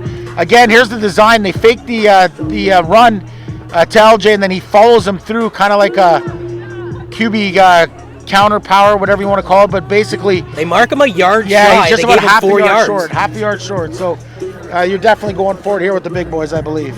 So they already tried, successfully converted on a fake punt to continue this drive. And instead of showing a punt formation, they're just straight up saying, hey, on third down and close, we're going forward here. Big boy package comes out for the Lions. And it is the quarterback, Jacob Saunders, right behind the line of center. He's hanging on to the ball. It's a pitch play to Dyer. Dyer's going to get sandwiched. They do have enough for the first down, but man, oh man, the theatrics, which would have been, conceded by a simple QB sneak. But that's what you like about Saunders. He's a young quarterback. Hasn't played a lot at this position, but you see his ability not to panic in the moment of, great despair, and he's able to pitch that ball off, and LJ Dyer physically gets that yard. It's scary, but again, with a guy like Saunders, you can see why they would do it. If it's a play I'm not anticipating, I love it. And if they execute it, it's perfection. However, If it man, doesn't oh work, man, if it doesn't work, in the gun. Had the surrounding cast of his defensive line, and yet Dyer refuses to go down. Dyer leaves too early. He's got to wait till the ball hits the hands of the quarterback here, because Saunders is never going to get there. He would have been better just keep it and let Dyer Telegraphs block for the him. play a little bit by doing that. Yeah. Under 5 minutes remains in this third quarter of play. Yet again, looking for our first score of the third quarter.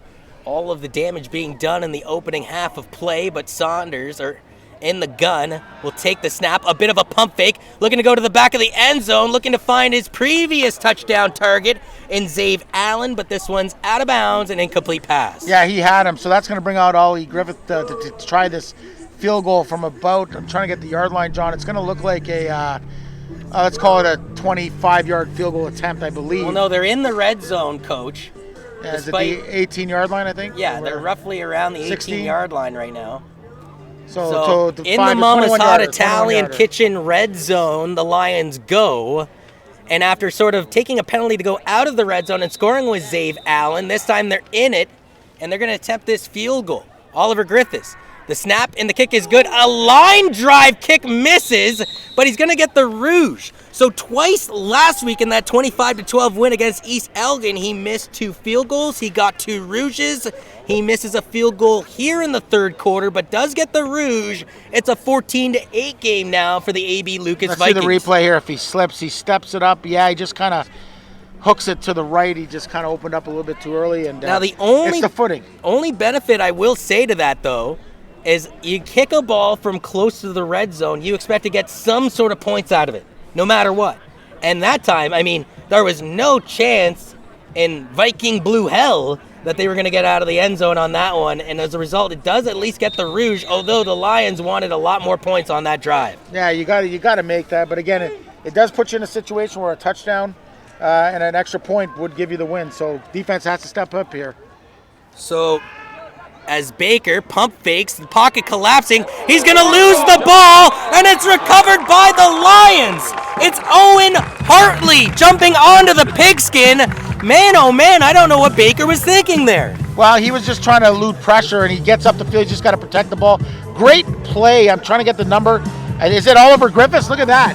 Oliver Griffiths from his defensive end spot, number 6, strips the football out of Baker. Those guys played together when they're younger. What a play by Griffith. Is that number 6, Adam? I just want to double check it from his DN position here as he comes off the block. Baker steps up, and yeah, it is Oliver Griffith. So he misses the field goal, but makes an interception thrown in the first half by Baker. And, well, a fumble, I believe, by Patrick Murphy for the Vikings in the opening half as well. And now we see a fumble, the second fumble, the third turnover of the game by the Blue True offense of the Viking crew. They go back to LJ Dyer to South. Dyer gets some room down the far sidelines. First down and a little bit more. Eventually scampering in front of his own bench. Yeah, what a great job. A great surge by the O-line. And you watch here as Dyer just puts his foot in the ground and he hits that edge with, doesn't lose any speed. You know what I mean? He's coming full speed to the line of scrimmage and he's able to just change direction just on a dime and really hits the edge and does a good job of getting a huge first down for the Lions. Dyer was one of 8 Lions, if you recall, that was named to the 2018 TVRA Central All-Star team. Recorded a touchdown in Week 3 in that 37-0 victory over the Banting Broncos. Recorded 2 touchdowns last week against East Elgin. Looking for his first touchdown today. It's a fake to Dyer. They leave it to Saunders. Saunders with a bit of the stiff arm, but having none of it is Will Adam. This is going to be interesting because both guys had their hands in the face. Who are they going to call it on? That's the and to me, you got to give it to the guy that initiated it. And in this instant, it was the quarterback that got the hand up high first. Yeah, we'll have to see here. Now, do they call, though, Adam for not letting go of the quarterback after the whistles were blowing? He's calling it on both teams, it looks like. Looks like he could, which was the right call. So offsetting. Yeah, offsetting or replay the down. 3:37 remains in the third quarter of play from James A. Giffen Memorial Field. The only score in the second half of play so far was a missed field goal wide right from Oliver Griffiths that resulted in a Rouge play. Yeah, you know, and John, you talked about points are at premium this ball game. Like right now, it's 3:37 to go. You really, field goals aren't going to get it done. You got to get touchdowns. Both teams have their hands on their hips and then at certain times kind of go look at each other with their palms in the air going, what's going on here? And the officials still trying to orchestrate this. They are offsetting penalties. So replaying first down. That's the right call. Replays first down. I think the players are more confused as to why it took this much time consumption to get this call off. Yeah, I mean, I guess one referee throws one flag, you can't throw 2, right? But could benefit the offense, could benefit the defense. Depends on what you were talking about during that brief break in play. 3:30 now remains in this third quarter. Some protection to the right side, and they're going to go to the right side. It's LJ Dyer breaking off of one tackle, eventually put into the spin cycle by the Lucas Vikings, number 53, and Zach Parmley. Yeah, and again, just a little working that outside zone run. You see how he puts his foot in the ground, trying to just gets caught up there, but a good tackle there that time by Parmley. 3:05 now remains in this third quarter play, a 6-point lead for the Vikings. They started off this game with a 7-point lead thanks to a 40-yard Caleb Roberts screen pass from Baker. Zave Allen eventually tied this game up 7-7, only for Patrick Murphy to reinstate that 7-point lead for the Vikings on a 6-yard run. They go to LJ Dyer, do the Lions to the left side.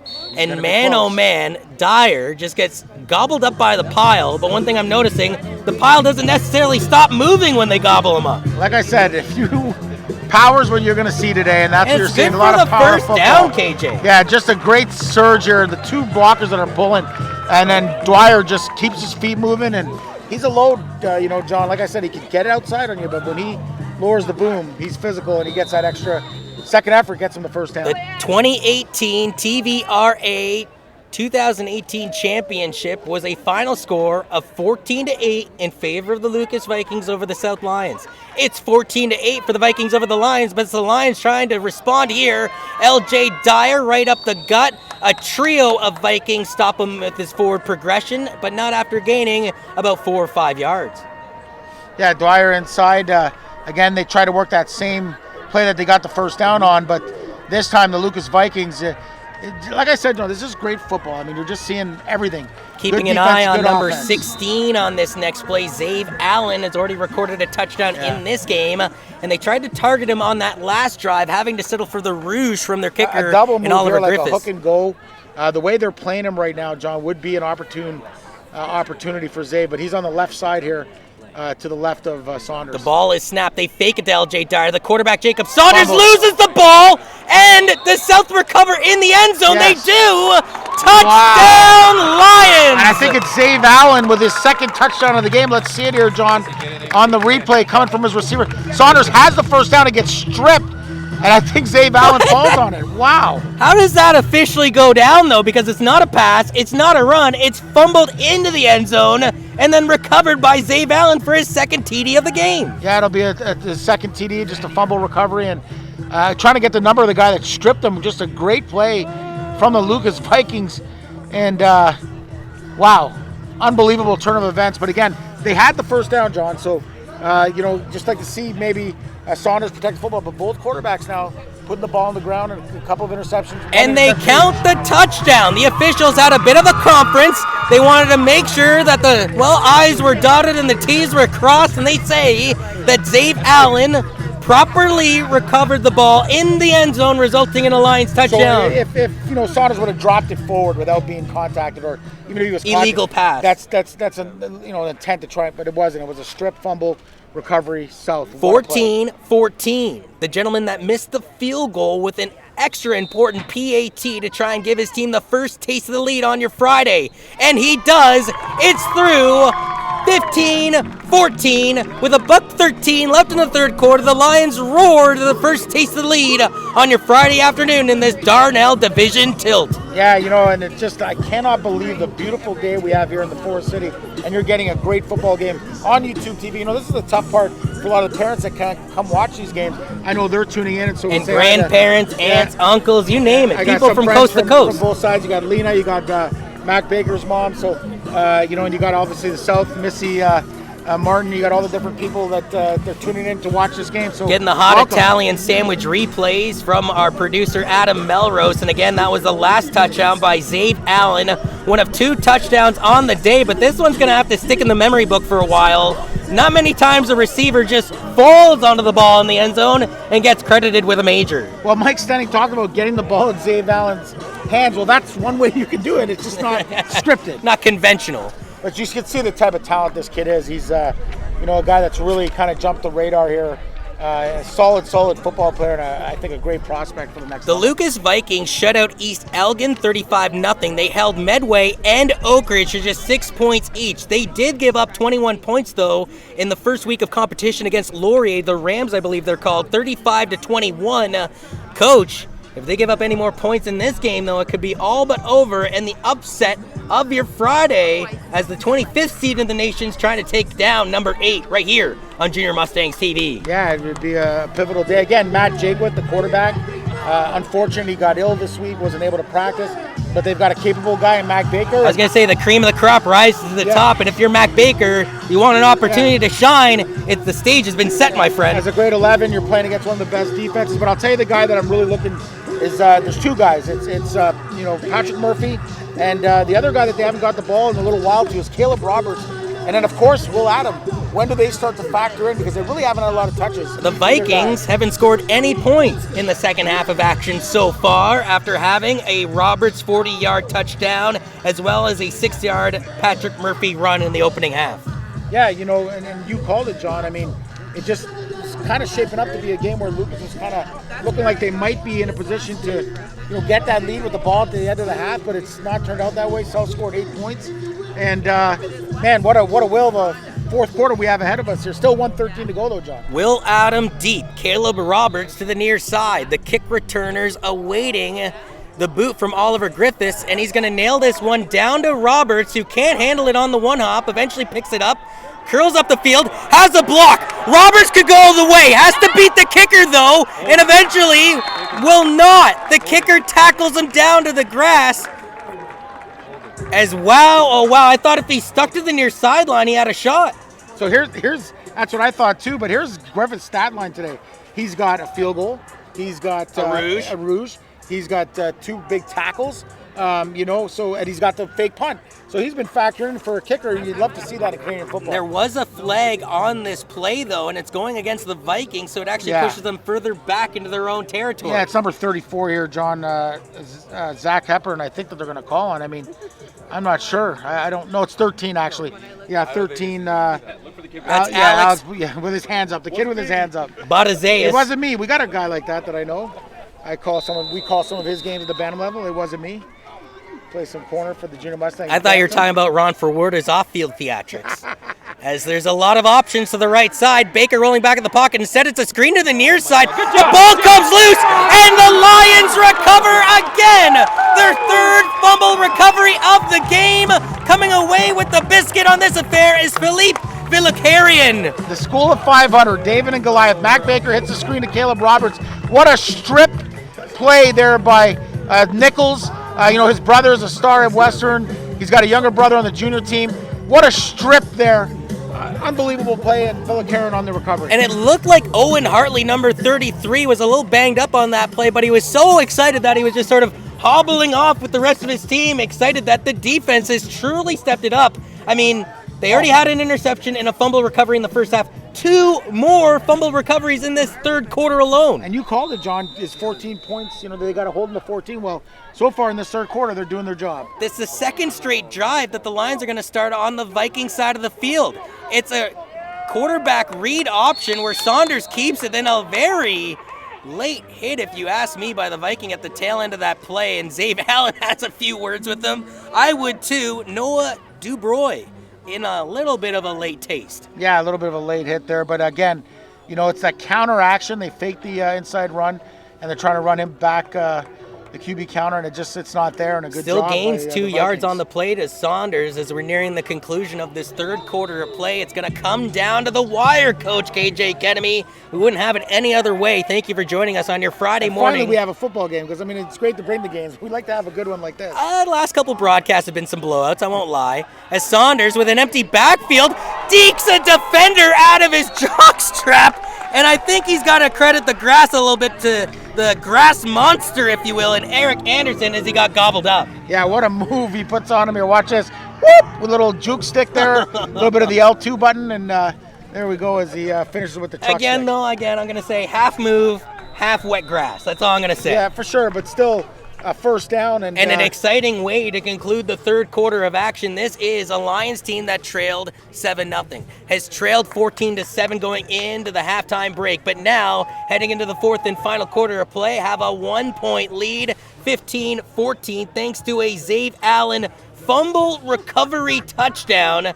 Didn't think I was going to say that on my box score sheet today. Yeah. Zave Allen's got 2 touchdowns, and it's funny because Coach Stang was telling us, got to get the ball in this guy's hands, but that's just not a way that you're going to think. But again, that goes back to fundamentals. How do you recover a fumble? Do you work on that in practice? Well, obviously they do, because they've now recovered 3 fumbles in that 3rd quarter, 2 on defense and 1 for that major. I really thought that the holy cannoli play of the game was going to be the first touchdown of the game. Caleb Roberts on an incredible 40-yard touchdown dash from Mac Attack Baker on a screen pass to the near side, but to be honest with you, I think Zave Allen's 2nd touchdown of the game, not necessarily it's just how it happened. It had me saying holy, that's for sure. Maybe not cannoli right after it, but definitely the holy part.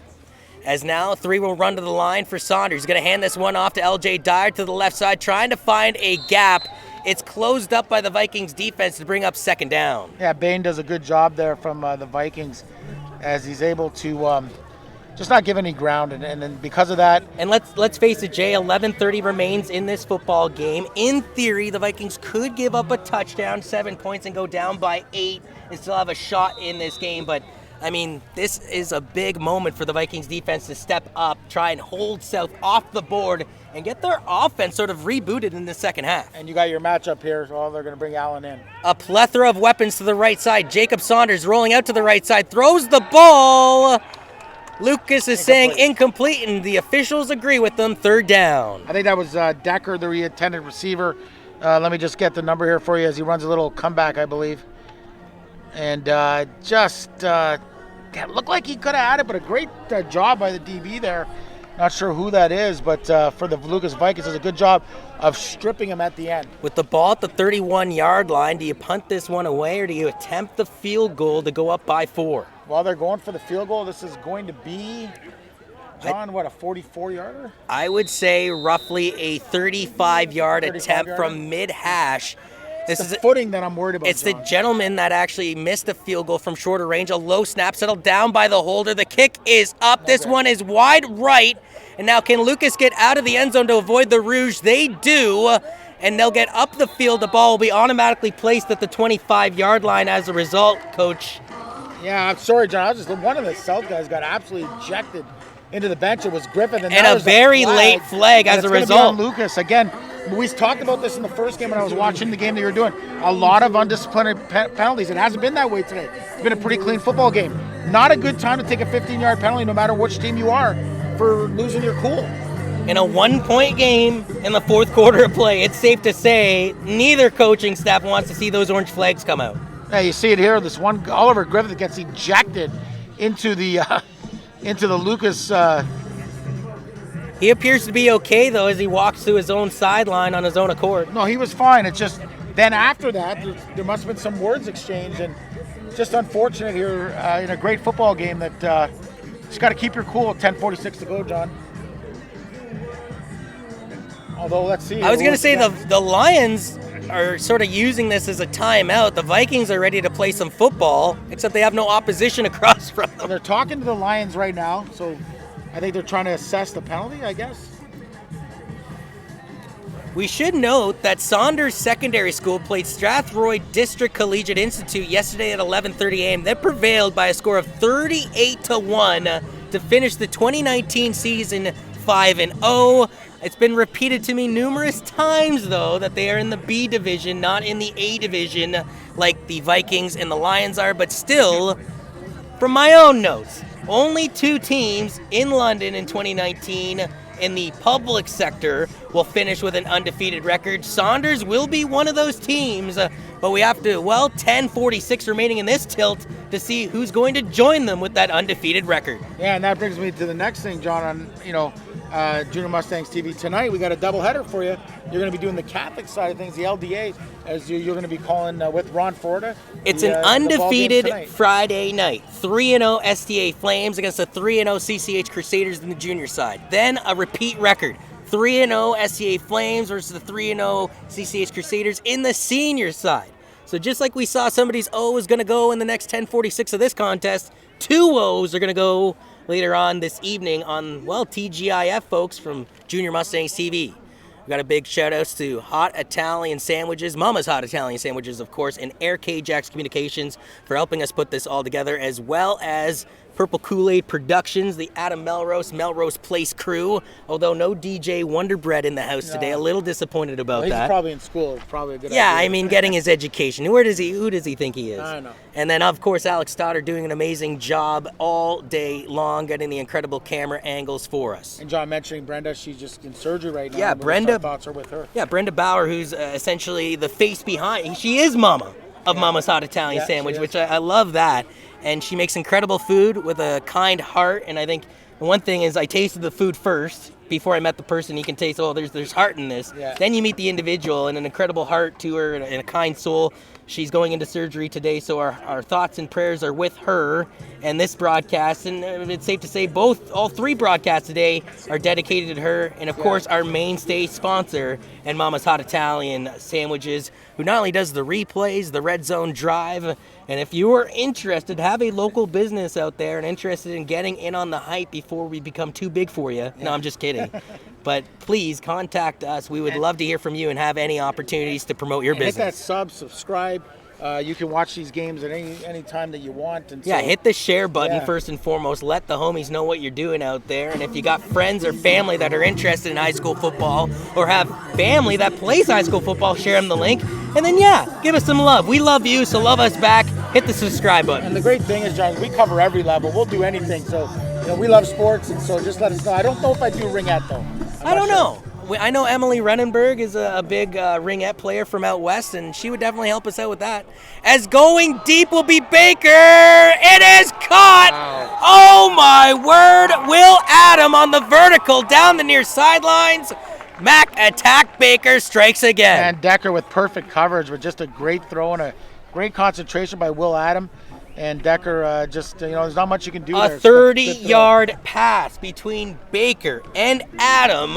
And just like that, the Vikings go from in their own territory to midfield.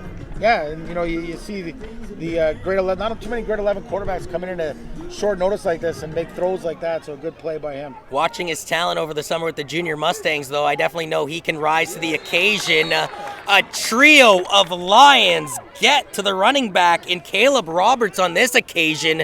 And to be honest with you, if I was Roberts, I wouldn't be quick to get up after Dave that Martin one. talked about Stephen Kepke, and he's just a tremendous football player. But again, it wasn't just him. It was a great job by the interior defensive line, number 45 for Shalon Jackson was in on the play as well, and I think it was 60. I can't get the other number there. Under Christos Fayolatis. Under 10 minutes remains here in this game. A 15-14 contest for the Vikings. In the gun in the pro set is Baker. Baker sends two to the line with three options to the left side. Looking to that left side, he's going to fire it. A wide open Will Adam awaits the ball, catches it, has the first down, takes a mean lick, but moves the chains. You talk about coaching, and this is just a great call by Coach Samways to run the stop concept. You just hit Will Adam on a deep play, so obviously they're going to give cushion, and they throw underneath to him, and you can see what a great athlete he is after the catch as he gains an extra 4 or 5 yards. The ball's placed at the 42-yard line. First and 10 for the Vikings, looking to restore a lead. They had a 7-0 lead to start this game, thanks to a 40-yard catch and run from Roberts. Then they had a 14-7 lead, thanks to an incredible drive capped off by a 6-yard run from Patrick Murphy. But in the third quarter, they were shut out, and as a result, trailed this game in the fourth. They go on the run, and man, the big boys are rumbling right now. This is hard-hitting football from James A. Giffen Memorial Field. Brings up second down for the Vikings 27 Hun on his first carry of the day. Had two touchdowns in the Junior Mustangs TV broadcast of the Vikings homecoming when they just trounced the Cowboys. Yeah, and this is what we have to look forward to, the playoffs. I mean, obviously there's a lot of football you have to be played, but wouldn't it be great to do this game again, John? Because this has been pretty fun today. Well, and we had Coach Martin talk to us before the game about how during the regular season it looked very uneven between the Vikings and the Lions, but then you go into that championship tilt and it resulted in a 14-8 final. Going on the run are the Vikings. Patrick Murphy will be lucky to get 2 yards on this play, though. It'll bring up third down. Not one, but two Lions slow to get up, though. Yeah, Griffith that time had to take on the block, and you like what he does there. He kind of creates a pile, and his mates come in and make the play. Just a great job there by Dave Martin's defense. This brings up a third and about 4, so it's going to be interesting. 3rd and 4. What do you do here? Do you kick it? Do you go for it? Timeout taken by the AB Lucas Vikings with the ball at the 35-yard line, and a third down play coming up here with 7:39 remaining on the fourth quarter clock. The Vikings, well, they're going to debate. Should they gamble for it, or do they kick it and try and pin their opponent within the 20 and then play the field positioning game, knowing that there's just 7:39 remaining in this tilt? I think you call timeouts, you almost force yourself into going for it here, but I think I would kick it, John. I would play the field position game. It's a good drive. You drove from out of your territory, and in the ball game like this, it's all going to be about who has the ball last in the best field position. And right now, I think that's what I would do. But we'll see. I think by calling the timeout, you force yourself into having to go for it. We saw, though, earlier in this game, the team that was going for it more often than not on third down were those Navy uniforms with the baby blue trim in the Viking crew. Whereas for South, they were playing more conservative, although when they started to regain the lead and control this game in that third quarter, a fake punt on third down, they also converted on third down. Oh yeah, and they recovered a fumble in the end zone to get the lead. Yeah, unbelievable turn of events, but here we go. Very interesting play here as they go 3 to the boundary, John, and 2 backs in the backfield for Baker. Last game of the regular season here in the TVDSB Central Senior Boys football season. Play action for Baker. Slipped a bit on the grass. Now he's going to huck this one down into double coverage. Going up and trying to get it is Will Adam, but going to say he's out of bounds. Turnover on downs. South ball. South ball. You see Baker loses his footing as he's looking for the big tight end in the flat. He's not there. Good coverage. He throws it up, and Will Adam tries to get the feet down. Great job by, I think it's Saunders and Decker on the coverage there. John, it's hard to see. Well, the sun is shining bright, but to be honest with you, a welcome sight in mid-October when you're in the great nation of Canada. Yeah, it is. You know, we've had great weather all fall and a little bit cold this week, and it's a definite change. I know I felt it, but... Happy belated Thanksgiving to all of our fans and subscribers out there. We missed you. Hope you saved us a turkey leg. Yeah. Or at least one for Rocco at home. As into the gun goes Jacob Saunders, 2 to the line. He's going to hand this to Dyer. Dyer fumbled it, but quickly the running back dives right on top of it, and he's lucky, because if he didn't, Matt Bain was right in the vicinity. Yeah, I don't know if we can see it here. I would just catch the end of it, but yeah, just kind of bobbles it, but has the wherewithal to get on the football, and it's going to bring up 2nd and long here for the South Lions with 7 minutes to go. I mean, every play now becomes paramount because you just got to protect the football. Under 7 minutes remains. A 1-point game. I mean, you wouldn't want to have it any other way when you consider our last broadcast was a 52-6 final. This one is a little more, intense to put it lightly. A plethora of options to the right side for Saunders to choose from. He's going to whip it over to that right side. The ball is caught. Kyle Como trying to work his way up the field. Looks like he has the first down. Now, I'm going to tell you, John, he catches this ball with at least 8 more yards to gain. Watch Como put his foot in the ground, switch the football, protected, lunge, and get that first down. That's a huge play for Como on his first reception of the day. LJ Dyer had 2 touchdowns last week in the win over East Elgin, but Como had 1 as well, and then you couple in the 3 PATs from Griffith. But the 2 Rouges, we've seen him already make 1 Rouge in this game, but he's made both of his PATs, and yet it's those little points that you don't really think about throughout the course of a football game that add up when the final whistle blows. Absolutely. They can see if they get a matchup with Zave Allen here, although 34 is playing way off of him. That's Zach Eppert. They're going to hand it off to LJ Dyer, who stutters over to the right side, spins off of 1 tackle, gains roughly 5 yards on this play, but the biggest factor right now for the Vikings is time is of the essence. The clock working against them, 5:40 remaining in the game. And again, we talked about field position, that third down where they went for, John, if you punt it, maybe you put South and inside there, maybe you tie it. Maybe you get a route. I was just going to say that. Maybe you get a route. You don't know. But instead of giving the South ball, now South's moving, so the field position's going to flip. Winds again gusting up to 20 kilometers an hour from the north, blowing across the field left to right.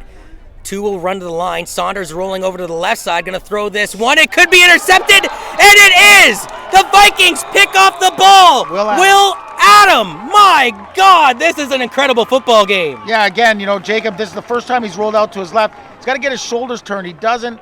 He's trying to get it into the flat. He had Nichols there, and unfortunately for South, but a great play. Will Adam, like I said, John, this is, to me, one of the top kids in the province. And I know it's not the play design, but if you watch that replay, the whole right side of the field opens up for the quarterback. If he goes for a stroll, he could have crab walked his way to a first down. Yeah. So instead, the 2nd interception of the game for Saunders. That's the 3rd interception we've seen in this contest. It's the 6th turnover combined between these 2 teams. As going on a run now, right up the middle, and I didn't like at the tail end of that play, an inadvertent knee went right into the melon of Jason Hunt. Yeah, I don't know, And we saw Hunt score 2 touchdowns against the Medway Cowboys. He appears to be okay, although he is going off to the sideline and substituting out on this play. Yeah, they're going to have to check him out. He took it as a pretty hard shot. He was, though. That's kind of the attitude. He's a substituting kind of player to begin with, though. Jamie Lane, we haven't heard of. Let's see what they do here, John. It's 2nd and about 3. 4.5 minutes left in this game. The Vikings down by 1. 2nd down. They go with the safe bet up the middle. It's Patrick Murphy. The number 14 bus steamrolls his way past the first down yard mark. It's at the 42-yard line to bring up 1st and 10. Yeah, and a nice little run design there. And again, the lead blocker. Man, maybe I'm second thoughts are with this Anderson kid at fullback. He's just creating huge lanes. I just play after play, number 61. You don't know what Erik Anderson's going to do. Is he going to block? Is he going to run? Heck, we've seen him make 2 receptions in this game. As the officials letting the students know they're inching. The action's getting intense. People want to get in on the action, and they're just inching a little closer and closer. Great on the officials to recognize that and say, wait a minute, I want everybody to take one giant step back right now. Somehow gets a substitution when he shouldn't have been able to. Cheeky, lemon squeaky as they go back to the run. Jason Hunt checked right back into the game. Gains about 7 yards to bring up 2nd and 3. And they're just following number 61 here, folks. I mean, it's not rocket science. Yeah, they're running to where he's going, and look at that block there. Just a good job there. And that's why, like I said, there's so much talent on this field, John. I got to tell you, so many. I would say at least 8 guys that could really be effective at U Sports in their graduating year. And there's a lot of young guys that, with Blackson, Hepburn, and all these younger guys, and Baker, Jamie Lane that are coming up. Josh Gillum could not get off the field on his own accord. He was on a knee. The officials blowed the whistle. Now he gets up on his own accord, and he's walking with the trainer to the Lions bench. But now he has to sit 3 plays, and that's one of your, in Martin's words, one of his top players, one of the heart and soul of this Lions defense. And getting a bit of instructions from their own sideline was the quarterback in Mac Baker, as well as one of his main targets in this 4th quarter in Will Adam. And again, it was Will Adam that had a 74-yard punt return touchdown the last time we broadcasted the Vikings game here on Junior Mustangs TV. Into the gun is Baker. Motion from the left to the right side by the Vikings. They're going to hand it off to Murphy. Murphy trying to go right up the gut. He needs about 3 yards. I think he gains about 2.5. Yeah, he's going to be half a yard short, John. You're absolutely right. And again, following the big man, and they run a little power action. He kicks out, and good tackle that time. I think it was Calhoun again, John. Yep. So they got it about a yard. 3rd and 1. And as a result, the big boy package comes in for the Vikings, including Matt Bain alongside, I believe that's Michael Chan. Kicking it. Are they? Has Baker got the tee? No, they're going for it. Well, this should be a delayed game. Well, is there a timeout? Well, I think some of the South Lions coaches are agreeing with you, but the play rolls in. That's a 3-minute warning, coach, with 2:59 remaining in the game. Right behind the line of center will go the quarterback. They're leaving look at this, the wide receiver's all by himself. 81's not even playing him. Mason Parmley, the center, protecting the quarterback. A handful of whistles go. They didn't blow the play in yet, Coach. Yeah, so now you tipped off what you were going to run. So see if Coach Samways changes the play. You see again, both junior teams, by the way, lining up on the respective, we'll say end zones, the junior team of the Vikings and the junior team of the South Lions. That is a 2 p.m. kickoff here. That's a big game too, right? It's first versus from second. James A. Giffen Memorial Field. Unfortunately, we'd love to broadcast it, but we have other prior commitments. We are broadcasting CCH's homecoming with a 5 p.m. game for the junior teams, undefeated at 3-0, followed up by the senior teams at 3-0. But this is a big 3rd down play here for the Vikings, down by 1. They need a yard. They give it to Patrick Murphy. Murphy's got the first down. And they will move the chains with 2:37 remaining in this game. Yeah, so it becomes a game of attrition right now. You're trying to get, maximize the yards but protect the football. It's about being conservative. But emphasize an asterisk, protect the football, considering we haven't seen, 3 or 4 fumbles in this game alone by both teams. I believe 2 by the Vikings in the second half alone. Yeah. So it's paramount right now, and you're in field goal range, I think. If you can get another 5 yards here for the Vikings. You say that, but we have not seen Spoelstra attempt a field goal today. The only field goal attempt we saw by Oliver Griffith was completely line drive way. Baker with wide open. Spoelstra. I mean, that's ironic, Ask for the devil and he shall appear. I was talking about Sammy Spoelstra possibly kicking the game-winning field goal. That time, he had an opportunity for the game-winning touchdown as he was left wide open right up the middle of the Baker field. Baker just overshot him. He looked to the left. He had lane in the flat. Good decision. Just like to get that ball down, a little bit more of a line drive shot. But that would have been huge for the Vikings. So 2nd and long here, John. And do you get 5 yards or give yourself a better chance at a field goal attempt? 2:19 remains in this game. A 15-14 score.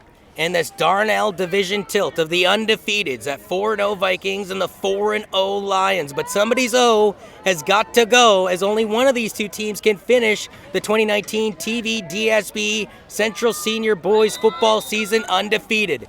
In the pro set is Baker, 2 running the line to his left side, 3 options to that left side. He's going to throw it. It is caught. Real estate up the field is Jamie Lane. He'll be thrown out of bounds, but not before a first down on a 14-yard gain. So he's in field goal range right now, and that's what you wanted to get. So now I would suspect that they would run the football, but it's interesting.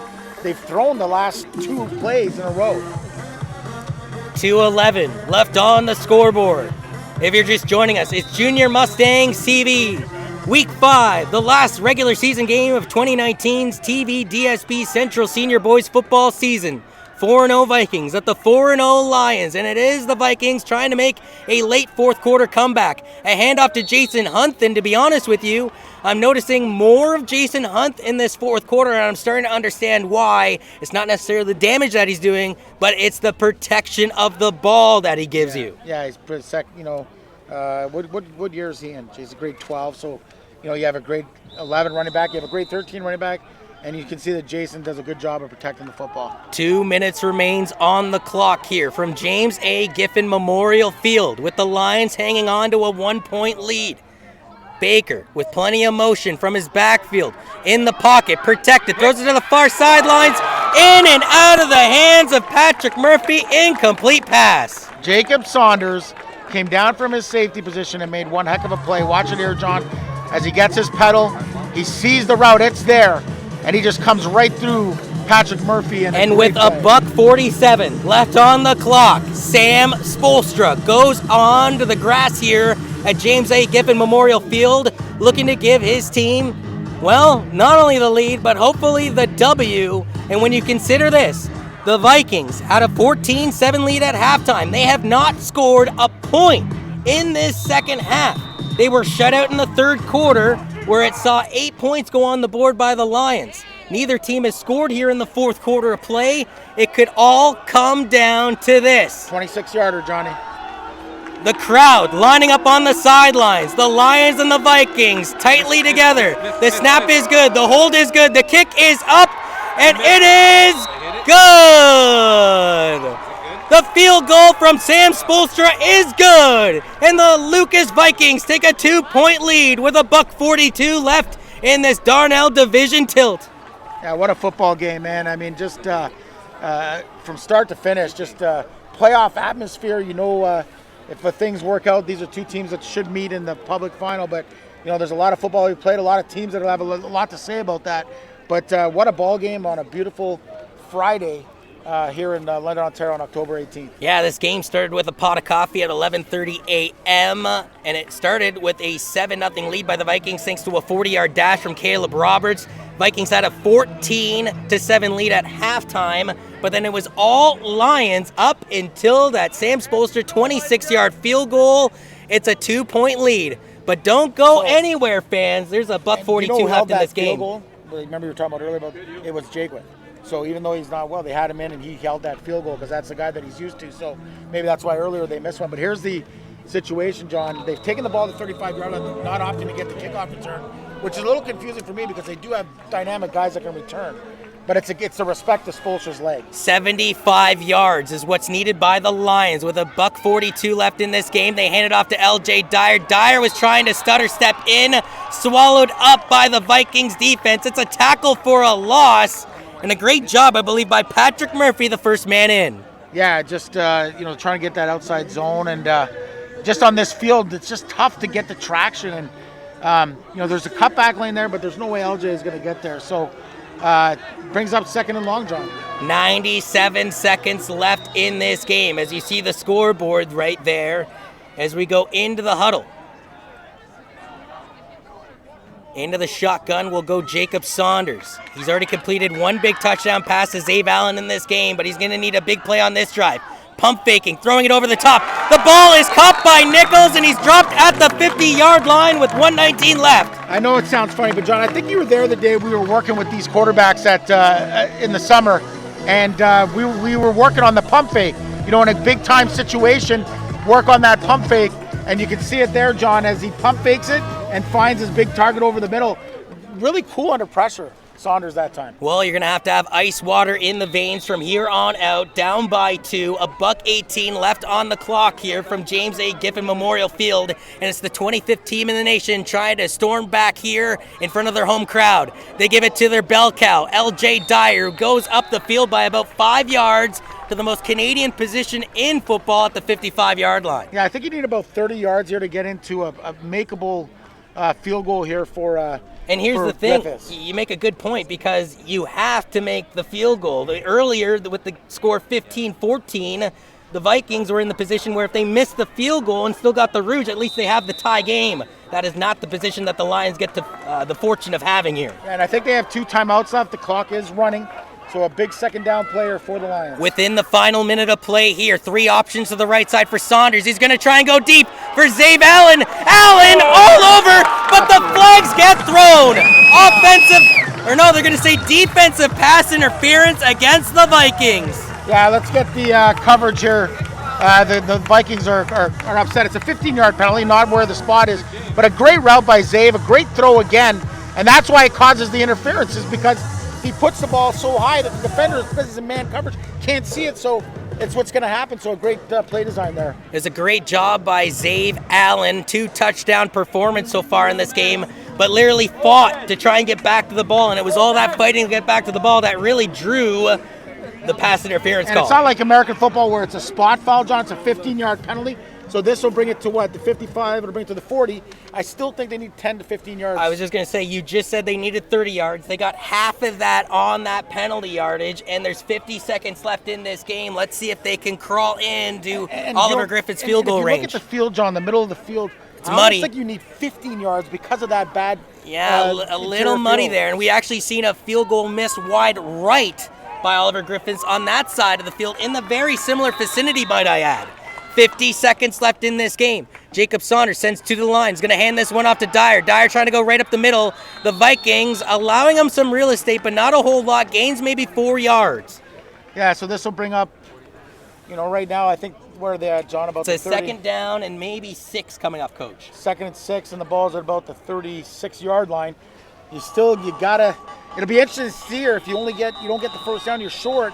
What do? Do you kick it or you go for it? It's going to be interesting. I'd be interested to see if they go with the screen pass because they've been going with L.J. Dyer in these situations. The Vikings have been seeing that, though, and stopping it. 35 seconds left. It's an empty backfield. It's Saunders. Looks like he's going to throw it. This pass is incomplete. Incomplete. With 27 seconds left on the clock, the Lions had a chance, but Saunders threw it behind the intended target. And I don't know if that was Zave Allen or not, but he tried to catch it as he was falling. 43-yard field goal attempt is what it would be, right? Or 44 yards, John, if they go for it. And they are. Oliver Griffith is coming out for a 44-yard. But you know what, John? It's actually not in a bad spot because look at the green grass it's out of that mud. Not only does he get the better grass because it's a little more muddy about 5 to 10 yards further up the field, but this is the thing. When he missed the first field goal, it was a line drive, and you'd say, well, he just absolutely shanked it. Yes, but it had plenty of muscle and plenty of power underneath it. So if he does get it towards the fork, he's got the distance. So this one, you're right, Coach, is going to be a 43-yard attempt. The snap and the hold is botched a little bit. The kick is up, and it is wide right, and the Vikings get out of the end zone. So there won't be a Rouge. And now the Vikings trying to rumble back up the field to get it to the 30-yard line. It looks like the nail has gone in to the Lions' coffin. There's a flag, so we'll have to see what the flag is. I don't know if they have any timeouts left. But the flag would be on the return, though, Jay. It would be Vikings ball no matter what. Sure. With 15 seconds left in this game. Man, oh man, 0 for 3 in the field goal department today is Oliver Griffiths. And he's got to feel that last one, his longest field goal attempt of the day. Watch it here. We'll get it. I don't know if we get the beginning. Watch it. He bobbles it and then gets it down, and then Oliver just hooks it because of that. I think it was that half second that the kicker had to stutter because of that botched snap. And a great job by the holder to try and recover it quickly, but it just threw things off by, that millisecond of mechanical work for the kicker, and as a result, for the second time on that side of the end zone, misses the uprights wide right, his third missed field goal of the game. And in a 2-point differential, a 17-15 contest, your heart has to go out to the kicker. Yeah, it's a tough one. I mean, they did get it down, and you had the opportunity. And what a football game. It's just a great day. I don't know what the call is, John. They're really talking here, and it looks like Lucas is upset. So I don't know. But let's say the penalty goes against Lucas. There's no way they lose possession only if it of the happened ball. before the kick. That would be the only thing. If they had too many But men the on flag, the field. okay, now you piqued my interest there, because originally I would say, well, It no. doesn't look like it, though. The offense is still on the field here for the Vikings.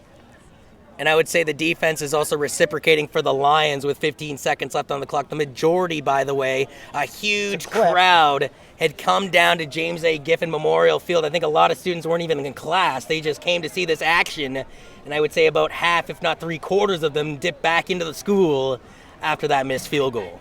Yeah, and it's actually going against South right now, which I don't understand. So it's like 30-yard penalties, like 40-yard. What's going on right now? Either way, Coach. But there's not a 45-yard penalty. Well, no, because you could have had the original penalty, 25. and then essentially somebody gets a little too mouthy, using words that Mama Bear wouldn't appreciate, and the official goes, you know what? Tack on that penalty too, my friend. Yeah. So I think that's exactly what happened, to be honest with you, because then my mathematics would add up there, Coach. 40 yards. 25 plus 15 40 yards. equals 4-0. So you got the clip, and then you got someone talking back. But So anyways, it's a sort of a somber note to end this incredible Darnell Division tilt here on your Friday morning turned afternoon, as again it is a 17-15 game for the number 8 team in the nation in the Lucas Vikings. And let's face it, Coach, 25 versus 8. And I think normally you'd look at that stat and go, okay, so 25 doesn't really have a chance then. They not only had a chance, they were winning this game late in the fourth quarter. It's Sammy Spoelstra with the game-winning field goal to put his team up by 2. Yeah, and they had the opportunity, and it just came up short. But you know what? Just a great football game. Can't wait. If for fortune would have it that these two teams would match up again, love to be able to bring you that here on Junior Mustang TV.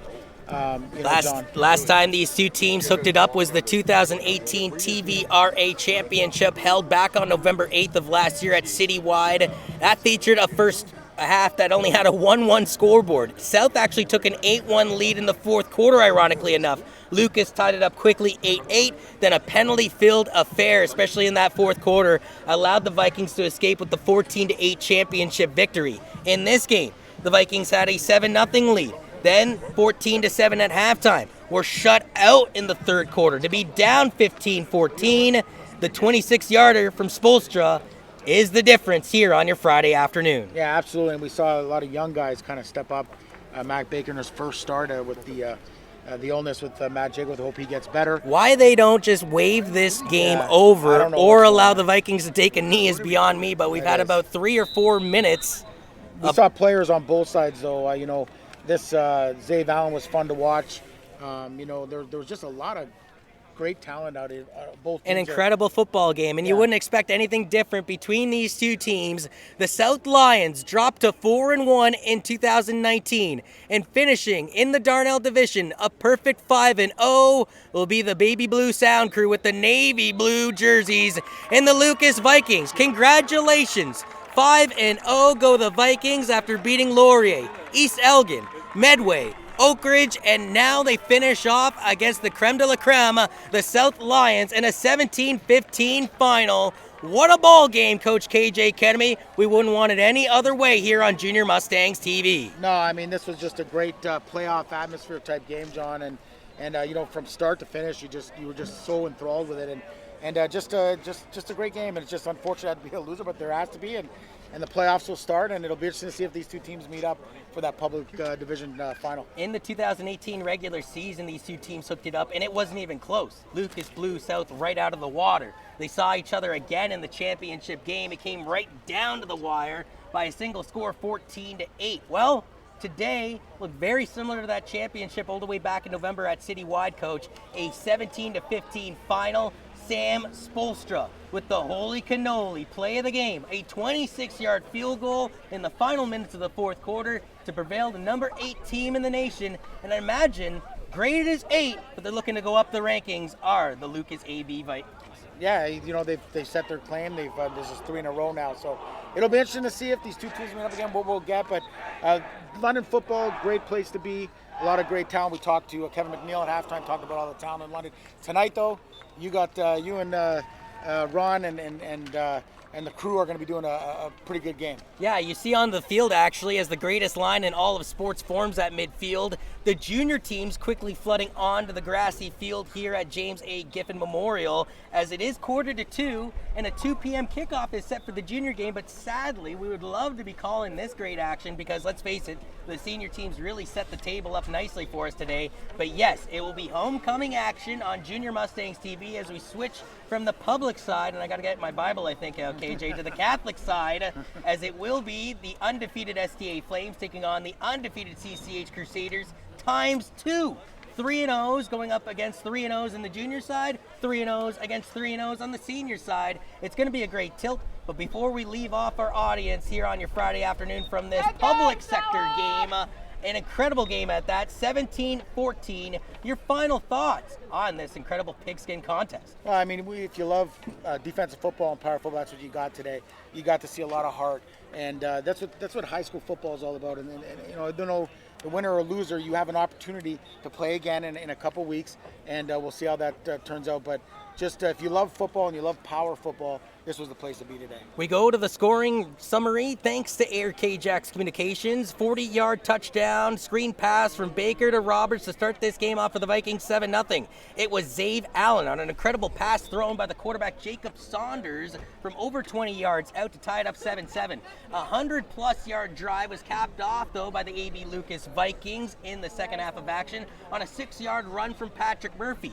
The Vikings, though, were shut out in the third quarter. The cleat was put on the other foot, per se, for the Lions, as they not only shut out the Vikings, but ended up taking a 15-14 lead thanks to the incredible theatrics, if you will, of Zave Allen, as well as a field goal attempt that was missed via a rouge for Oliver Griffith. But again, it comes down to the holy cannoli, play of the game. Yeah. In the final minutes, ice water in the veins. Sam Spolstra is not only, I think, your player of the game, but again, that holy cannoli moment. Yeah, absolutely. And, we talked about the kicking game, and it came down to that. And, both kickers made some plays, but then there was, like you said, it just came down to, and Spolstra made the one that counted. So, John, I'll tell you, as I look at the talent, and, football is alive and well in London, Ontario, the Forest City, and, of course, the surrounding area, St. Thomas. It's going to be interesting to see these playoff runs. Who comes out where, who's in the A, who's in the B. You talked about Saunders, C, all those things that will take place. And then, of course, the junior division, which is wide open, as there's a lot of teams vying for that championship this year. And it's been no secret in the Forest City that football is large and proud within the confines of London, Ontario, but maybe a little more of a secret coast to coast across the nation.